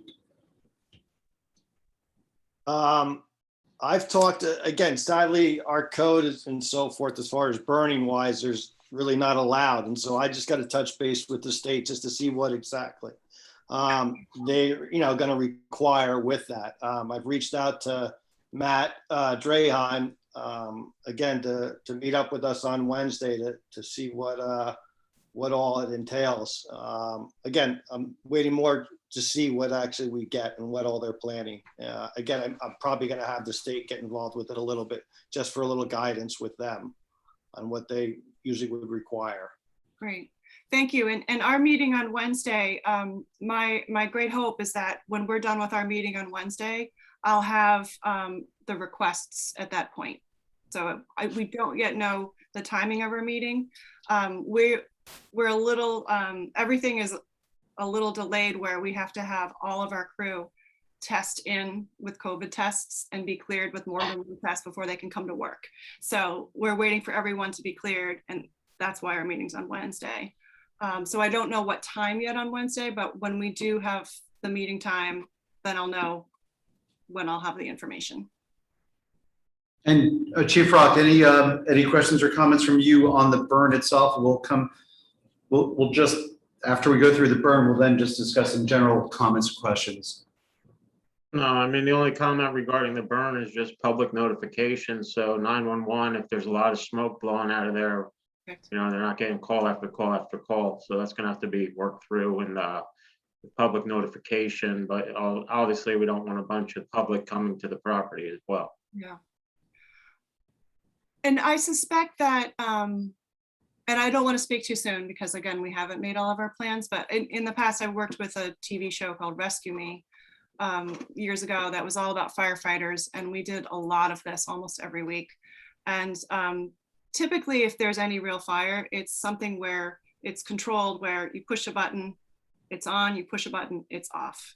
And I don't suspect that the flames will be large enough to even see off the property.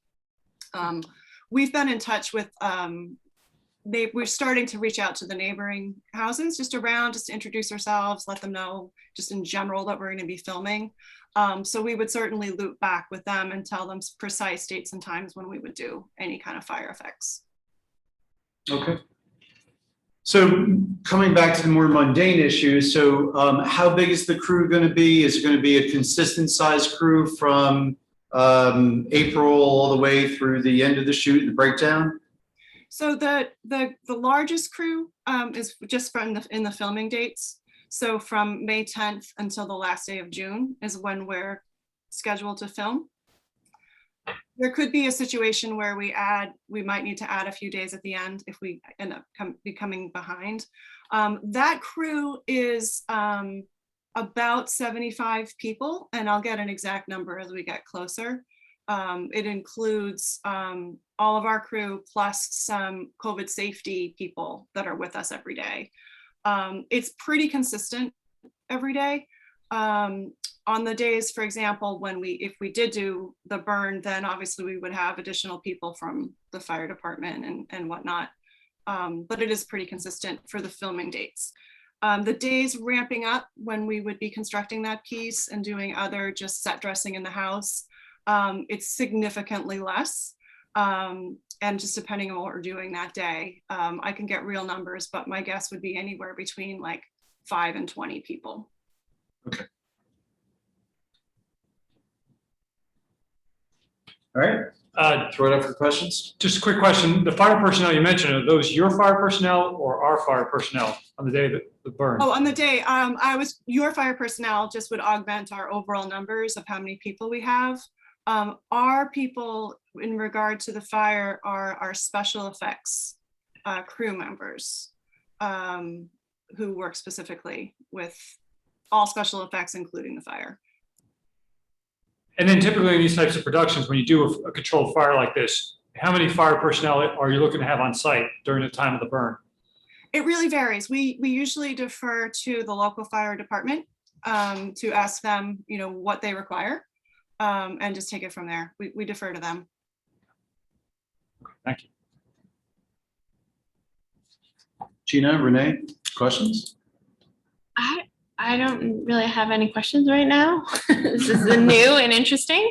I just want to make sure that the neighbors are aware that this is taking place, that that's a quiet area, a lot of, horse farms, and I want to make sure that the neighbors are aware of what is going on, and that it doesn't become, tourist attraction, everybody in the neighboring towns finds out there's a movie being filmed and wants to drive down the road or anything like that. That would be my primary concern. Otherwise, everything seems good. So Chief, so on that comment from Gina, does this require any special security from the Bedminster Police Department? That's gonna basically depend on the actual, movie production company. I don't see us posting up there unless they want an officer there, and that can be discussed in the future. As for traffic on Larger Cross Road, when they're moving heavy stuff, I don't know how big the trucks are in and out, that might cause a concern, but I don't see the police needing to be there unless, we're asked. Okay. Okay, any other questions or comments? Doug? Nope. No comment. Okay. They've got a couple nights of overnight filming, but I think out there neighbors are pretty few and far between, and there's a lot of hedgerow, so hopefully the lights won't be in anybody's eyes. Right. And again, I was concerned about the size of that road. It's pretty narrow and it's pretty bumpy, so their equipment, I hope they're ready for that stuff. We'll have our Teamster captain come out and take a look with us before we bring any trucks down. Okay. He's aware and can assess. And then as far as the neighbors with the lights, what we typically do is, I don't think that it'll shine into anyone's homes, but if that were to happen, we would know ahead of time. Either way, we're gonna let everybody know when we're filming at night. And if by chance a light does go into their home, we work with them. We even have, when we're working in the city, it's more of an issue. We'll give them duvetine fabric, which is like blackout curtains, but we'll make sure that they're okay with it. How loud does something like this get? I've never been on set before. How loud does something like this get? Not very loud because we're all communicating on walkie-talkies. So there isn't really a need to yell across to anybody.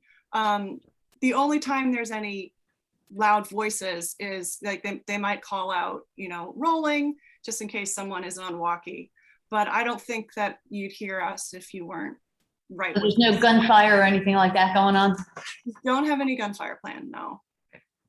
No, nothing really loud. No, I know some productions, like for a music video, will have playback with music. We don't have anything like that. Is most of the filming done inside or oh, I see, it's really both. It's both. The majority is inside, but there is some out, it's both. Okay.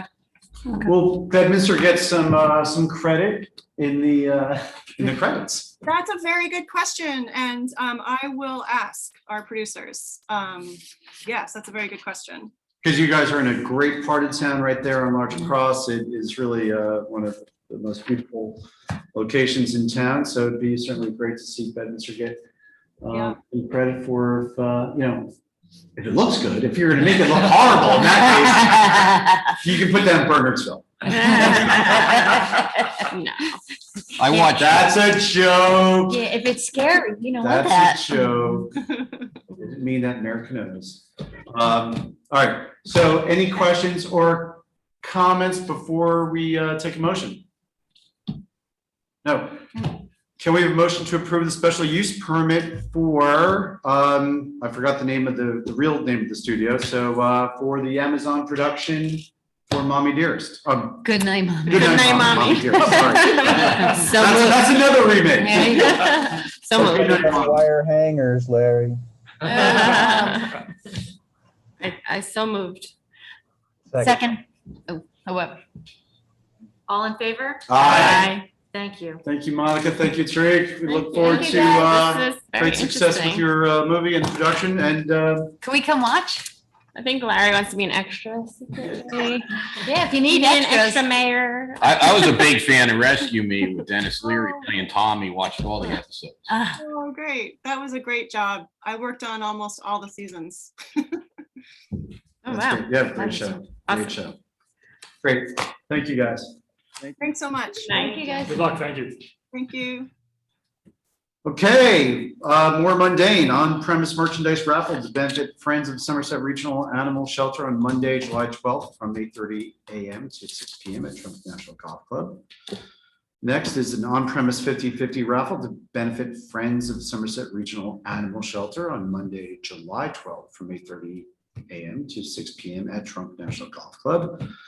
An on-premise merchandise raffle to benefit the Juvenile Diabetes Foundation International Central Jersey chapter on Tuesday, May 25th from 7 a.m. to 9 p.m. at Fiddler's Elbow Country Club.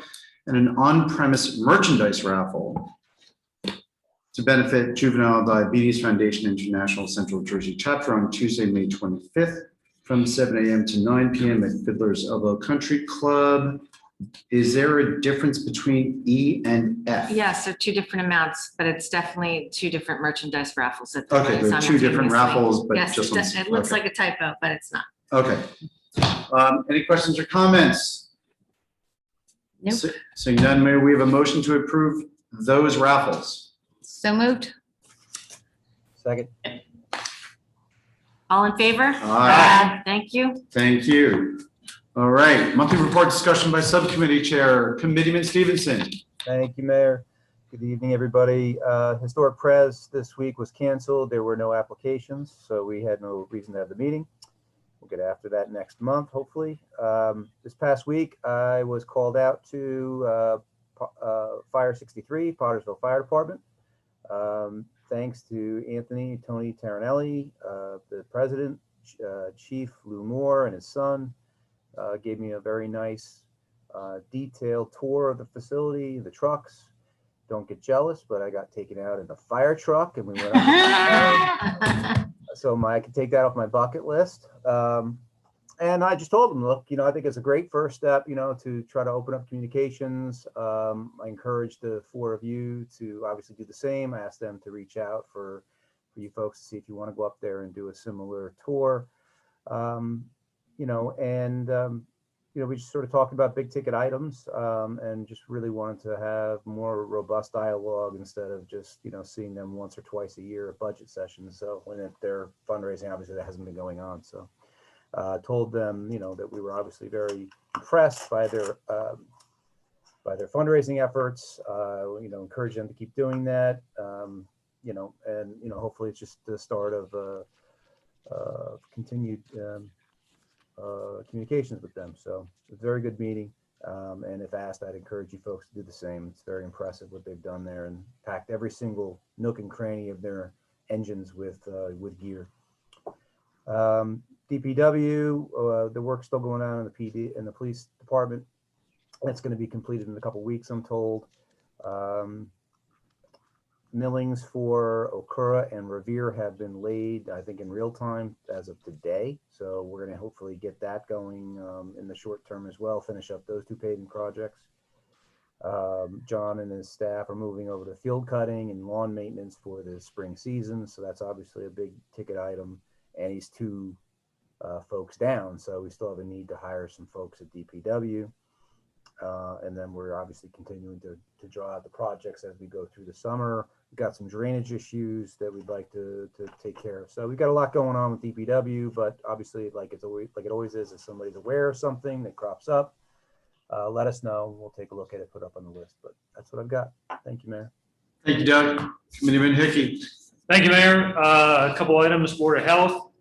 We did receive an update from Jim Norgales, who is the Deputy Director at Somerset County Department of Health regarding vaccine distribution. The state is now allocating the county approximately 1,000 doses per week, which is up from about 700 to 750, which they had previously been receiving. Jim noted that they can administer those doses typically within a day and a half. So there is much demand, but there is not as much capacity.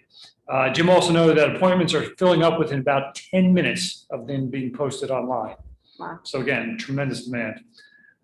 Separate item, as we have been discussing previously, the Board of Health is currently circulating, will be approving a resolution on marijuana at their May meeting as input to us for our decision making. That resolution will focus on public health and safety concerns.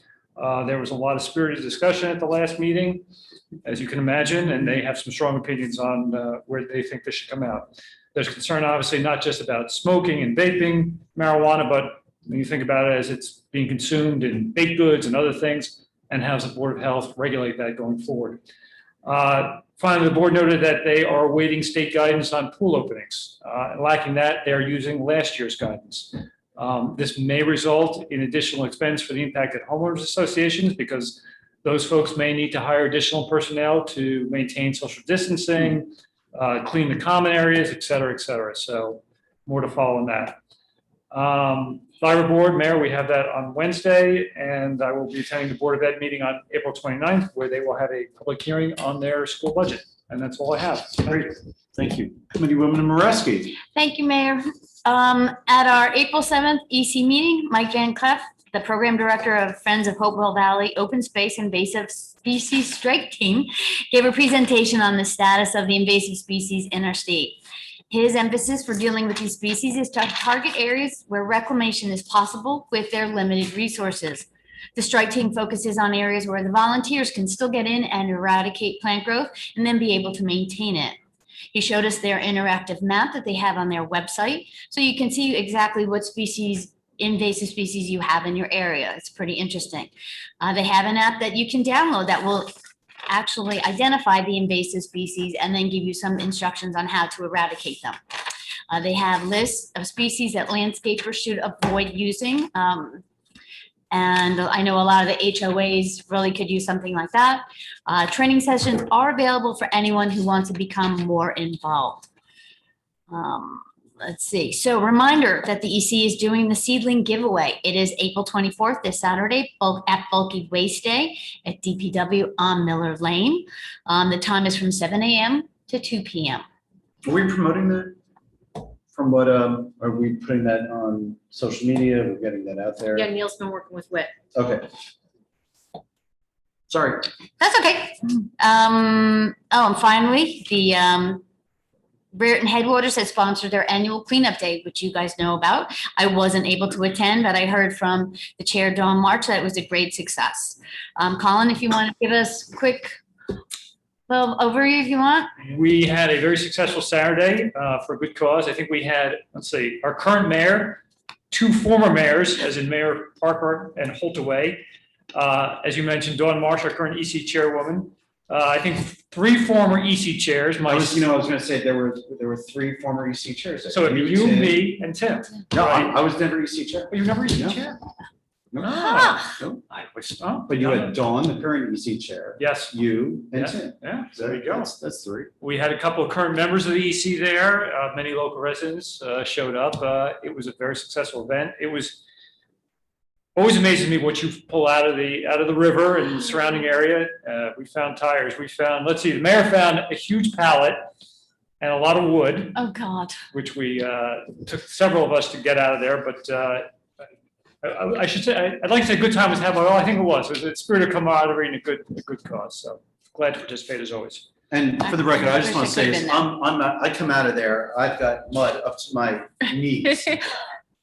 So it was up to Committeeman Dawn's Hickey- waist. Committeeman Hickey It's me. doesn't have a spot of dirt, What? mud, on anything. How did that It happen? always I think happens. he had Tim doing all the hard work. Smart man. I don't get dirty. I don't know. I'm Jerry Seinfeld. So upcoming programs for this year for EC will include encore presentations of Bat Night, Moth Night, and Butterfly and Bee presentations. EC will also be working again with Brereton Headwaters on this year's well testing program. This year, EC thought they should have the kits available at the farmer's market instead of having the kits at town hall, so residents will be more aware of the program. So when I get more details, I'll let you guys know. Okay, And that's all I have. thank you. Committeewoman Fernandez. Thank you, Mayor. I attended the Community Development Block Grant, also known as CDBG meeting. They've decided on all their grant recipients, and the good news is that all applicants will receive funding. Some more information, more pertinent perhaps to Bedminster residents, is that CDBG has partnered with Zufall Health to run a vaccine clinic for the highest risk population in Somerset County, who are still struggling to get the vaccine, the COVID vaccine. And the phone number you can call is 908-231-7155. And that Zufall Health is located in Somerville, but it's open to any Somerset County resident. And in addition, through the CARES Act, CDBG has received some funding for emergency rental relief program. And any Bedminster residents with COVID-related income loss may qualify for up to 6 months or $6,000 in rental arrears assistance. And you can visit co.somerset.nj.us/CDBG for more information about applying for that. As far as the rec update goes, camp registration has begun and camp employment interviews are tomorrow. And I'll report out more about that next time. Lastly, I just wanted to update everyone on the senior transportation program that has replaced our senior van program as of April 1st. A postcard was mailed out in an effort to communicate the change to all our senior residents. Then the pamphlet with a variety of senior services, including transportation, food, pharmaceutical, and utility resources for all seniors, was mailed out to seniors. And we will be following up with a third communication in the form of a flyer to make everyone aware of the shopping transportation program, but also additional services for seniors in Somerset County. And that's all. Okay, Gina, are you comfortable that that the senior transportation is properly noted on Bedminster website? And if there's anything we should do further? I mean, again, seniors oftentimes prefer mail or paper. So we have made an effort to mail that out. But yeah, the information should be updated on the website so they're aware that the shopping will take place regardless of.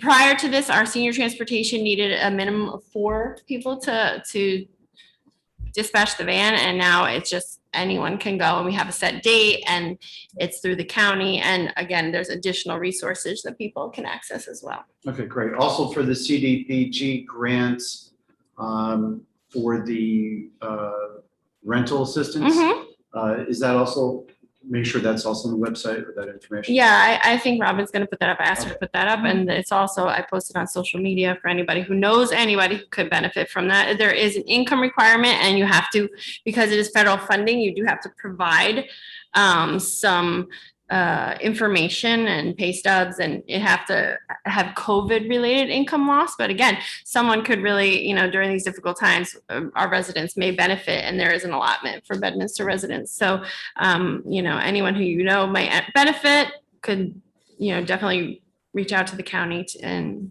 apply. Great. Thank you, Gina. I'm just going to go real quick. Farmers Market, everything is coming into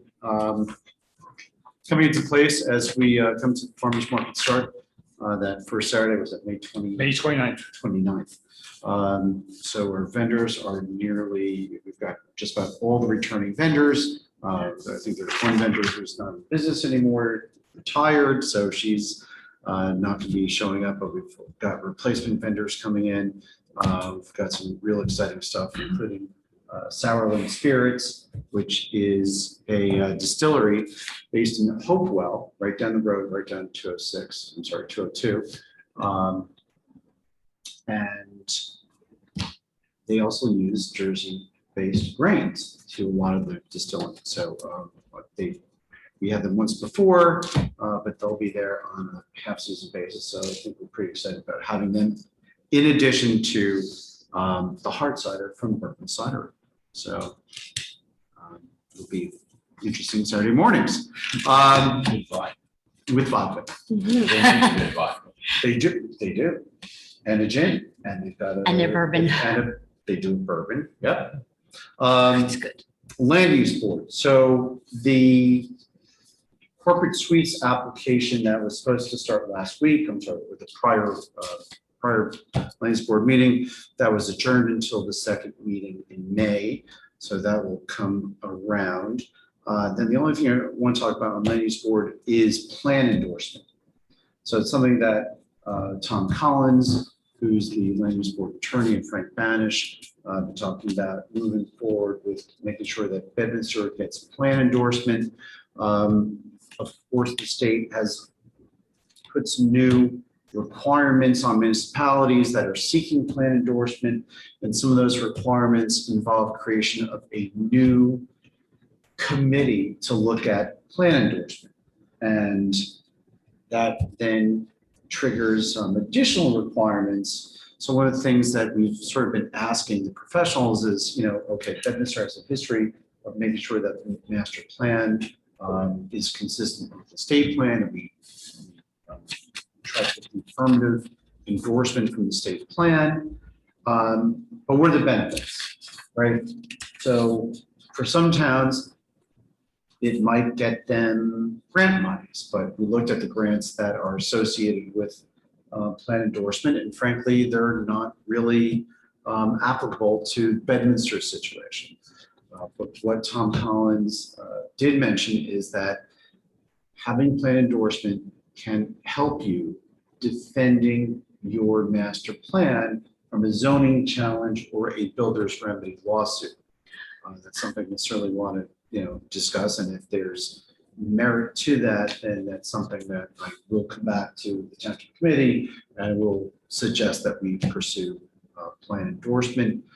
So I'm actually just at this point waiting on a list to come from Frank Manish that these are all the steps that we need to do at this point to achieve plan endorsement, and once again put Bedminster in as solid place as we can, defending our zoning to the extent there are challenges down the road. And that's all I have from my report. Ms. Sullivan, Yes, sir. can we have the administrator's report? Yes. Before I give my report, I know the Assistant Administrator, Mrs. Ray, has a few items she'd like to report on, so I'll let her go first. Just a few quick items. Last week, I actually took my municipal clerk state exam on the 14th. I won't know the results until the first week in July. Election poll workers. Somerset County is in desperate need of election poll workers, registered voters to work the primary and general election. Poll workers will be compensated $200 for the election day from setup to closing. So they're asking any interested parties to please call or visit the county website. Another thing that came through today was Marguerite Colonel from the Bedminster School asked me to share with the Township Committee members of the public that beginning with the April 29th meeting, budget meeting, there'll be no more virtual meetings. They're all live in person. And one other item that Meredith Hammond from the DOT mentioned to me earlier today was there are 2 junction boxes which are along the hike and bike trail by the bridge, close to AT&T, close to the Verizon tower that need to be removed. It's about a 1 to 2 day job. So they need to close the hike and bike trail temporarily. So they'll let us know when they're anticipating doing this so we can get the word out to the public. Okay, great. Okay? That's Thank it. you. Thank you. And you don't know the results of the test, Ha, but you really we know. do. Please, come on. Fingers crossed. You probably also got the extra credit. It's my wish.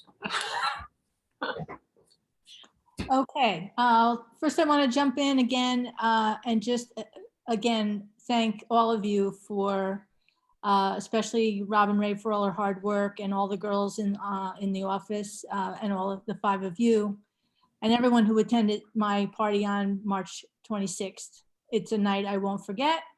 And the palm tree is under construction. We total 100% rain yesterday, today, and tomorrow. But my yard is all dug up, waiting for, I'll send pictures. So Send pictures. thank you again for a lovely evening. And it's, like I said, it's for one I will not forget. You did mention about the cleanup that you did. I just want to mention that Bedminster Township also donates $300 from our Clean Communities grant, which is to prevent littering, to Raritan Headwaters for that stream cleanup. So we do that annually. So we do contribute as well monetarily, as well as with work hours from the volunteers. I wanted to give, I will not be at the next meeting on May 3rd, which will be the public hearing for the budget. Oh. I wanted to take a quick opportunity, I will keep it short, to give a short summary of what our budget entails this year. I think we did a great job. We had 5 meetings. We were very concerned about the impact of COVID-19. We had a tough year in 2020, and we know a lot of people are still suffering in many ways. So we were trying to keep the budget under control the best we could. For 2021, our budget is $11,458,806.78. which is an increase of $126,000 approximately. So with that, I'm happy to report though, that our budget is flat.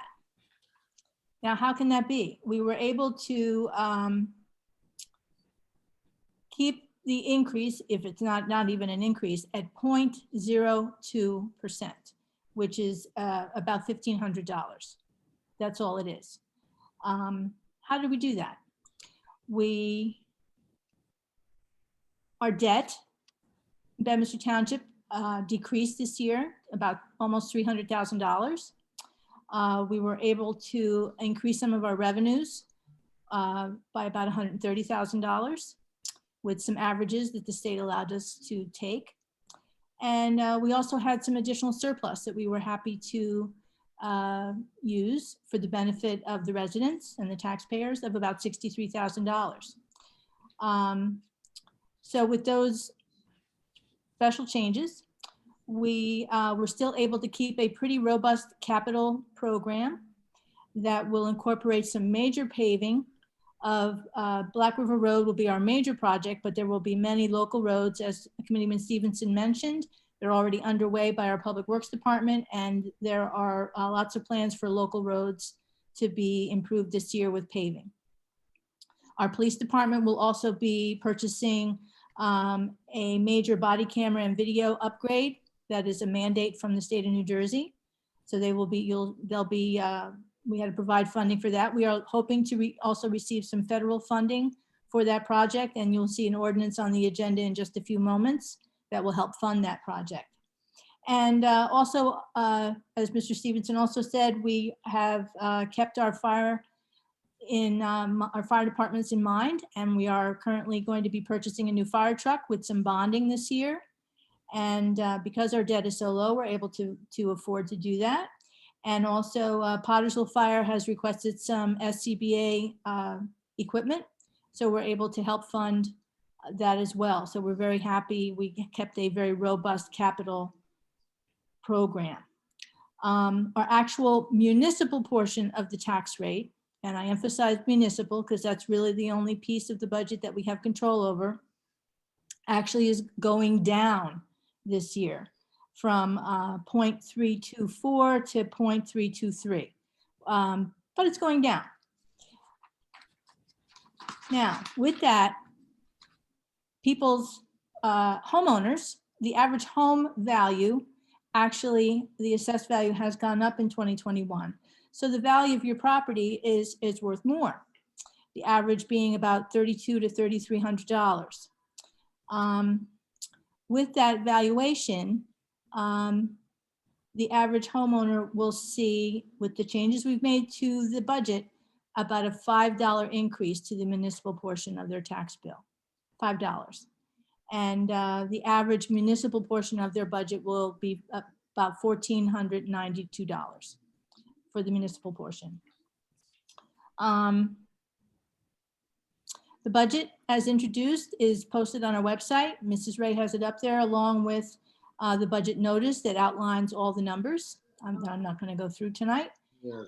And there's also another document on there that's called the user-friendly budget that gives a breakdown of a lot of the portions of the budget that people really are interested in, about staffing costs and shared services and the impact of those shared services, the cost of health benefits, and those types of things. So you can look for the user-friendly budget on our webpage as well. Our public hearing, as I mentioned, is May 3rd at our next meeting. And the auditor is scheduled to also attend and answer any questions that you might have. So that's our budget in a nutshell. And I have to say, we really did a great job in our 5 meetings to get that done. Lastly, I just want to report, yeah, I'm down here in Florida. And unlike New Jersey, Sunday morning, having coffee, clicked on my computer, decided it's time for my husband and I to sign up for some COVID inoculations for the vaccine, logged onto my computer around 10 o'clock Sunday morning. And both my husband and I are going tomorrow morning at 10 o'clock to get our first shot. That's great. Good luck. 2 days at the local Publix supermarket. Oh, Oh, jeez. Yeah. It's a little different down here, very easy to get inoculations. Thank you, Governor DeSantis. That's great. So Judy, does that mean that this is your last meeting as administrator? Well, yeah, I hope to check in from time to time, and I'm available for phone calls or emails anytime.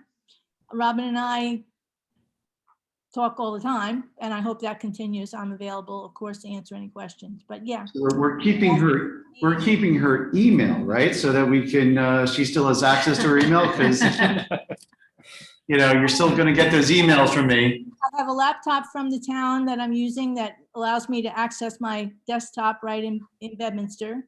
But at the end of the month, I'll be packing it up and shipping it back so that some other employee can use it. We're gonna need, well, I know your phone number, so. And I do want to, we talked about this last budget. So a lot of work went into that last budget. So as everyone in Township Committee and for Robin and for John Mance and Deb and obviously you, Judy, it was a hard working time to put that budget together. But thank you for everything you've done, and to leave on your last budget with a 0.02% increase. Lowest one I've ever done. Lowest one I've ever done. Well, that's pretty good. Awesome. So you're leaving on a good one. So thank you for all your work into that budget, and thank you, as we've said before, for everything you've done for Bedminster Township. My pleasure. Thank you. Thank you. Discussion on introduced ordinances scheduled for public hearings. We have none. Introduction of ordinances. We have 4. So I'm going to read these very quickly. Ordinance number 2021-005, an ordinance amending Chapter 10 of Township of Bedminster General Ordinances entitled Fire Prevention. This ordinance amends Chapter 10 annual registration fees for owners of multi-tenant business locations and fees for a certificate of smoke detector and carbon monoxide alarm compliance based on the amount of time remaining before the change of occupancy occurs. Public hearing for this ordinance is scheduled for May 3rd, 2021 at 7 p.m. and Bedminster Municipal Building, 1 Miller Lane, Bedminster. Is this what Steve is for? If you had questions, he's here. So Steve, quickly, you want to walk through the proposed changes in the fire prevention ordinance.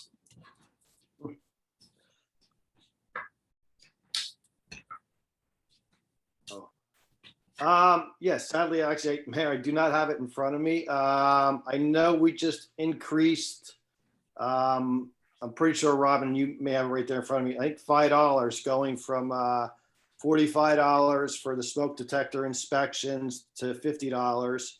And the same with the business registration, just going from 45 to 50. That's correct. Yeah. Okay, so is that is there more changes, or is that primarily the one that's associated with? Those pretty much were it. Okay. And Steve, this pretty much puts us in line with other municipalities. Yes, we're still, I mean, compared to some of the other towns, we're still the cheapest around, even with that increase. So again, we don't want to put too much of a burden on people. So again, the $5 I think is pretty fair. Great. Okay, so the public hearing for this ordinance will be May 3rd. May we have a motion to introduce ordinance 2021-005? So moved. Second. Mr. Stevenson? Aye. Mr. Hickey? Aye. Ms. Moreski? Aye. Ms. Fernandez? Aye. And Mayor Jacobs? Aye. Thank you. Thank you, Steve. Thank you. Next is ordinance 2021-006, an ordinance supplementing and amending Chapter 13 entitled Land Management of the Revised General Ordinances, the Township of Bedminster. 1984 is heretofore supplemented and amended by revising section 13-907 entitled Fees. This ordinance amends chapter 13 entitled Land Development by revising escrow account fees. Public hearing for this ordinance is scheduled for May 3, 2021 at 7 p.m. This, for John Bellardo, this is a land management ordinance. Does this require consistency determination, or since it's only involving fees? This goes over to your land use board because it's under Title 13. So even though it doesn't address the master plan, it still gets kicked back for consistency? Yeah, they kick them all back and then they say it's not inconsistent and send it back to you. Then it can't be scheduled for May 3rd. Right? Because we don't have a land use board meeting until that week, Thursday that week.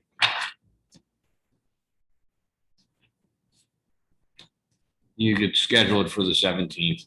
Okay. So ordinance 2021-006 will be scheduled for public hearing for May 17th. Okay, and once we have a motion to introduce, Robin, if you could send it over to Janine to put on the schedule for the first land use board meeting. I will do. Which is the second. Uh, We may have to, fifth. we may Wait. have to have that one on the, was it sixth? The Thursday sixth, is the excuse me, sixth. six, yeah. The sixth. Okay. All right, any questions or comments? If not, may we have a motion to introduce ordinance 2021-006 with the change of the hearing date from May 3rd to May 17th? So moved? Second. Roll call vote, that'll be Mr. Stevenson, Aye. Mr. Hickey, Aye. Ms. Moreski, Aye. Ms. Fernandez. Aye. And Mayor Jacobs. Aye. Thank you. Next is ordinance 2021-007, an ordinance appropriating $108,000 for body camera equipment for the Bedminster Township Police Department. This ordinance appropriates capital funding for the purchase of mobile video recorders, body camera, and data storage equipment. The public hearing for this ordinance is scheduled for May 3rd, 2021 at 7 p.m. Municipal Building, 1 Miller Lane. So something we certainly talked about at length during the budget session. Chief, I don't think we need to go over this tonight. We can talk about any details or questions at the public hearing. So maybe we have a motion to introduce ordinance 2021-007. So moved. Second. This will also be a roll call vote. Mr. Stevenson, Aye. Mr. Hickey, Aye. Ms. Moreski, Aye. Ms. Fernandez, Aye. and Mayor Jacobs. Aye. Thank you. And the last ordinance that we're introducing is ordinance 2021-008, an ordinance of the Township of Bedminster, County of Somerset, New Jersey. Oh, we'll get the county in that one. Appropriating $75,000 for sewer utility capital improvement projects for the sewer system, sanitary sewer transmission system for this year. Okay, so this authorizes appropriating $75,000 for sewer utility capital improvement projects for the sanitary sewer transmission system. Public hearing for this ordinance is scheduled for May 3rd, 2021. Also address those details at the public hearing. So may we have a motion to introduce? So moved. Second. This will also be a roll call vote. Mr. Stevenson, Aye. Mr. Hickey, Aye. Ms. Moreski, Aye. Ms. Fernandez. Aye. And Mayor Jacobs. Aye. Thank you. Okay, we do have a public hearing of an ordinance tonight, which is ordinance 2021-03, an ordinance to exceed the municipal budget appropriation limits and to establish a cap bank.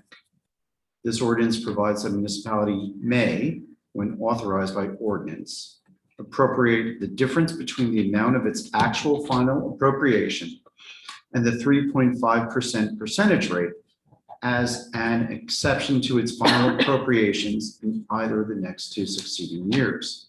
Public hearing is tonight. So we have a motion to open the public hearing for ordinance 2021-003.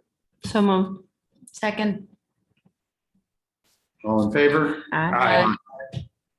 Okay, Ms. Sullivan, So, you got one more ordinance to go through. yeah. Yeah. This is also an ordinance. We do a similar ordinance every year. This just allows us to, well, so as I said, our budget this year is flat. We're allowed to increase our budget 2%. So because we didn't increase it 2%, we're going to bank that 2%. And it's not a monetary number, it's just a 2% of banking that we, if say next year we had a major issue, we could exceed 2% plus 2% more. We can bank that for actually for 3 years. So it's just an emergency safety net if we needed to have a very large budget. We've never So- used it, so, but it's nice. We're not actually budgeting, we're not banking money, we're No banking a percentage. So between 0 and 2%, we can take that delta and take that percentage and use it next year to exceed the 2% cap if we needed to. I think we've all been through this in previous years. Any questions or comments for Ms. Sullivan on this ordinance? Okay, since it's an ordinance, we'll open up for public comment. Do any members of the public have questions regarding the cap bank?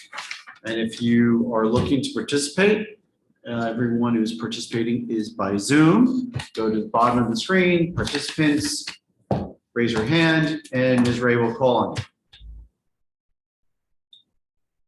See no comments, Mayor. No comments. May we have a motion to close the public hearing? So moved. Second. Okay, may we have a motion to, oh, I'm Sorry, sorry. I just. No.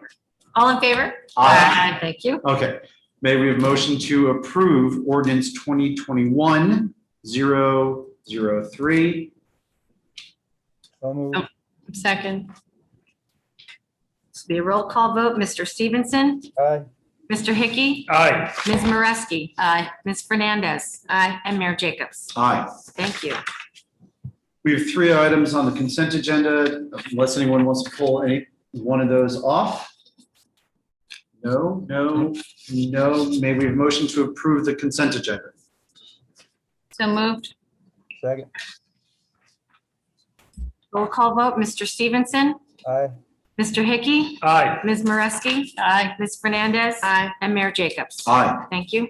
We have 3 resolutions not on the consent agenda. Resolution 2021-059, certifying the Township of Bedminster's hiring practices, compliance with the United States Equal Employment Opportunity Commission's enforcement guidance on the consideration of arrest and conviction records in employment decision under Title VII Civil Rights Act of 1964.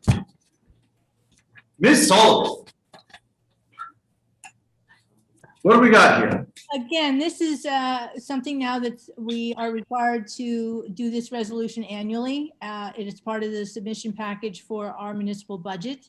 The state requires this resolution to be adopted. They provided the sample, and that's what's before you.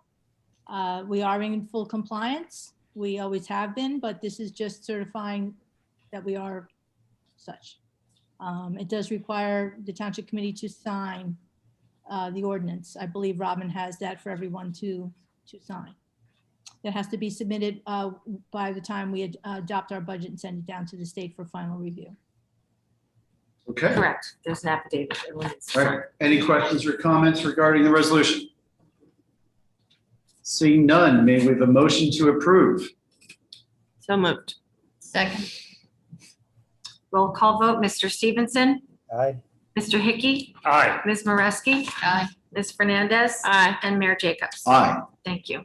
Resolution 2021-060 authorizes the Somerset Hills Municipal Alliance Youth Services Commission 2021-2022 grant application for funding from the Governor's Council on Alcoholism and Drug Abuse through the County of Somerset.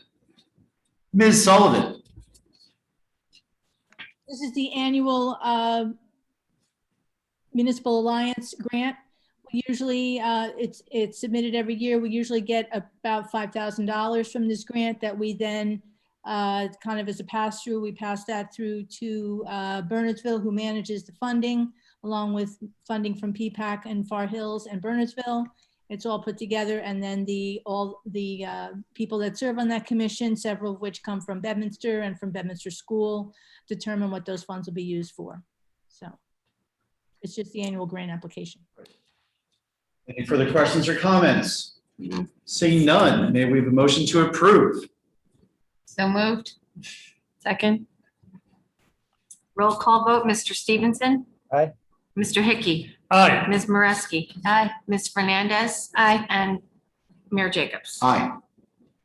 Thank you. Final resolution is Resolution 2021-063, authorizes the execution of a transportation services agreement with Somerset County for qualified Bedminster Township residents for purposes of grocery shopping and chore services.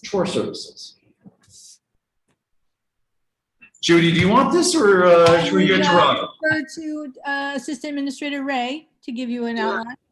Sure, this has been an agreement that's we're pretty happy to have come to fruition. It includes a shopping day for Bedminster residents on Wednesdays from 9 to 1. They'll be going to Chester Shopping Mall. As little as one rider can ride the van. It'll go out on a regular basis, even with snow, except for severe snow. So. very happy Great. about So this. this is something. This is it. I know Gina's been talking about this. We sort of put it all together, and this is the culmination of that. This finalizes that agreement, providing the senior transportation services. Correct. All right. Any further questions or comments? Seeing none, may we have a motion to approve? So moved. Second. Roll call vote, Mr. Stevenson? Aye. Mr. Hickey? Aye. Ms. Moreski? Aye. And Ms. Fernandez? Aye. And Mayor Jacobs? Aye.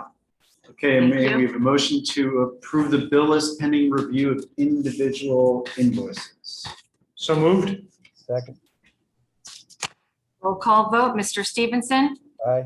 Mr. Hickey? Aye. Ms. Moreski? Aye. Ms. Fernandez? Aye. And Mayor Jacobs? Aye. Thank you. Okay, new business. We had the DOT upgrades to River Road and 202, 206. Does anyone want to do that again? One time's enough. No, okay, me too. So that's a cannabis. We've covered cannabis, affordable housing. There's no update from the last presentation that Doug and I gave. COVID-19, we covered the data on COVID-19. Doug, I assume there's nothing new on Pluckman Park? Nothing there. Okay, Colin, any update on utilities discussions? Two quick items. First off, I participated on a call regarding the New Jersey Clean Energy Program. That's a program that's funded by the Societal Benefit Charge that shows up on the bottom of your utility bills. They are encouraging schools, libraries, and municipalities to take part in a free local government energy audit. That audit requires us to submit 14 months worth of previous billing and have somebody come out and do a facility inspection. Once you do that, and if you act upon the findings of the audit, you can qualify for up to $100,000 worth of improvements to make your location more energy efficient. So you may recall a couple of years ago, we did the direct install program. We got the LED lighting here in the town hall building. We could potentially pursue lighting upgrades in DPW building, the police department, as well as HVAC upgrades.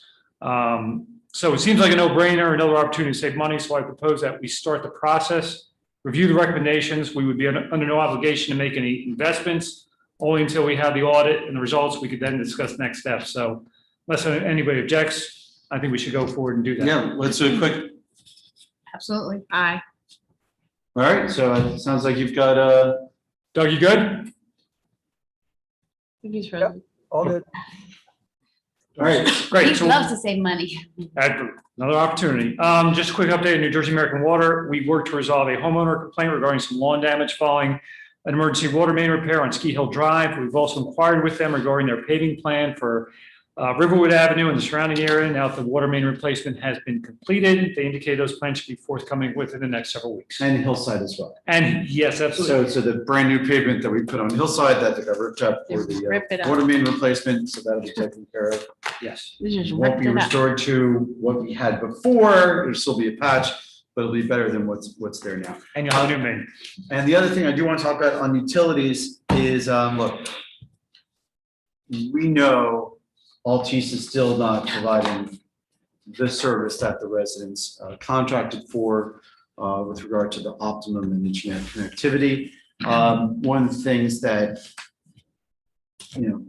I've done, we've been in sort of discussions, I won't say sort of discussion, we've been in discussions with AT&T regarding the AT&T campus in Bedminster, and through those discussions, we've been in contact with the New Jersey government liaison for AT&T, as well as the government liaison for AT&T down in Washington, DC. So, you look at what internet connectivity means.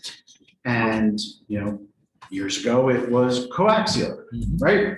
Yep. Copper cable, and then fiber. But we know that in many of the Bedminster neighborhoods, including those serviced by Optimum, they don't have fiber, right? So there's problems there. AT&T as well as Verizon, and I believe T-Mobile as well. T-Mobile was the third one, rolling out 5G. So I did reach out to our contacts at AT&T and said, look, if you guys are going to roll out 5G, we're a host community.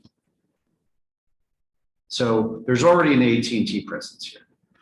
We've got some of the greatest density, residential density in New Jersey, right here in Bedminster. We've got the rural area where they're going to be doing that.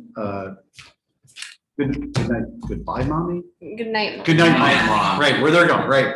So they're they're going out to the country part of town, but we've got this terrific residential density that within a couple of those 5G nodes, you could cover thousands of people providing 5G service. So I did reach out to AT&T a couple weeks ago and said, hey, what about taking a look over at the Hills? You would have many residents jumping to remove themselves from Optimum and Altice and take advantage of 5G connectivity. I do not yet have a response back from AT&T, but I think most of you know that that doesn't mean I'm not going to keep sending emails and phone calls. All they have to do is hook up to Bedminster Buddies or next door, and they'll see that everybody. Oh, yeah, gets no, something. I've made it clear that they would, and Robin and Judy actually gave you the numbers. I think that's about what the, how many residential units we have. in the Hills. 3,542. What was that again? 3,542. Yeah, so imagine, so thank you, Robin, 3,542 Yeah. residential units in the Hills. Crazy. So that's what, less than a square mile? And if they did it on the other side, there's 1,886 units in Berners. There you go. So You got the That's- Berners that's- number too, right? Yeah. So Density. AT&T could pick up a lot of customers, roll out 5G to Bedminster, get better connectivity. I'll keep pushing that. And by the way, it's becoming real. For those who think 5G is not coming, well, T-Mobile just announced the service about 2 weeks ago.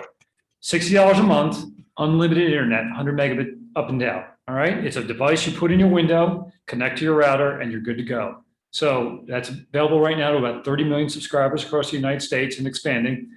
Check to see whether or not Bedminster was in there. Unfortunately, no, but it's real. So AT&T and Verizon have just made significant investments in their 5G spectrum on the order of about $75 to $80 billion.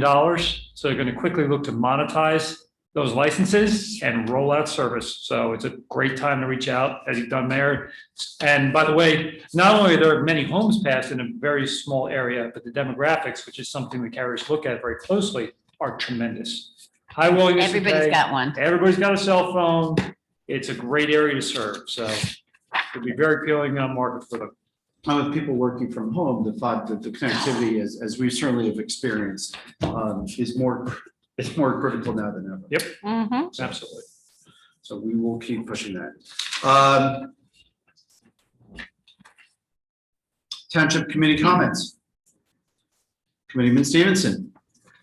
My only comment again is to echo what I've said previously to Judy. Best of luck to you in your retirement. You'll be missed. Thank you for your years of service. And what more can be said? Hit him straight. Thank you. Committeeman Hickey. Thank you, Mayor. First off, Judy, thank you for everything. You've been a tremendous asset to the community, and it's been a pleasure working with you, and best of luck in retirement. I also want to mention, we hear a lot of complaints on social media. We're just talking about the cable stuff, and that's okay because you want to get feedback. That's essentially good customer service. But by the same token, we received some kudos today in the paving work that has begun on Revere and Sergeant Stoddard. What folks may not realize is that handsome young guy up on the screen there, Doug Stevenson, championed a new and comprehensive pavement management plan that objectively establishes the priorities for what roads we pave and when we pave them. And by the way, that plan is up on the website. So my thanks to Doug, my thanks to Mayor Jacobs and the entire committee who made sure that we could fund our pavement management plan without negatively impacting the taxpayers, as Judy shared with us about 5 minutes ago. That's the balancing act here, which is getting things done without overburdening our residents. And once again, it's a good success story. Thank you, Doug, for championing that whole effort. As Judy mentioned, I know we've got a lot of roads that are scheduled to be paved this year. Tremendous work. And if you want to know more about the topic of our taxes, as Judy mentioned, show up at our next Township Committee meeting on May 3rd when we'll be finalizing and hopefully adopting the budget. That's all I have, Mayor. Thank you. Committeewoman Moreski. Thank you, Mayor. Quick shout out to Katie for the free library. I think that's going to be a lot of fun. And I want to thank Mayor, you and Colin for getting the River Road jug handle done, because that was over the years getting worse and worse. It wasn't so bad at first, but I think now we have a lot of traffic coming through town, and it's going to help a lot of people. Great. Thank you. Thank you. Committeewoman Fernandez. Thank you, Mayor. Yes, I agree. I wanted to thank you for the information and the presentation from the DOT. I was a few cars behind an awful accident there a few months ago, and it was horrifying. And I know that you can't fix the way people drive or the directions that a GPS gives, but I'm happy to see everyone collaborating to do what we have in our capacity or capability to improve and lessen the traffic issues at the 202-206 intersection. So thank you for that. I also just wanted to say good luck to Judy and her husband on their COVID vaccines. And I want to thank Judy once again for all her years of service here in Bedminster. Long before I was on Township Committee, everyone would say, you need something, you call Judy, she'll help you out. Judy, your reputation precedes you, and your legacy here in Bedminster will live on in the positive impact that you've had on the people and agencies you worked with, the people you've worked the people who have worked for you, and the residents you have served. So good luck, and we wish you the best in your retirement. Thank you. Thank you so much. And Judy, since we've gone through a few goodbyes already, so I'm just going to say, on behalf of everyone up here who served on the dais or in the committee and advisory board, and from me personally, thank you. And Judy, we'll give you the final word. What more can I say? It's been 38 years. You're gonna make me cry. I'm gonna, how do you stop loving a town where you grew up? I mean, I moved to Bedminster when I was 5 years old, went all through Bedminster School, Bernard's High, stayed local. Took my first job with the police department and just stayed. I left to raise my kids, and then it was meant to be that I actually had accepted a job at USGA, and I got a phone call from the police chief and said, you need to come back and work for Bedminster. And I did. And here, 38 years, and it's been great. I'm happy to say I'm leaving it in very good hands with Robin.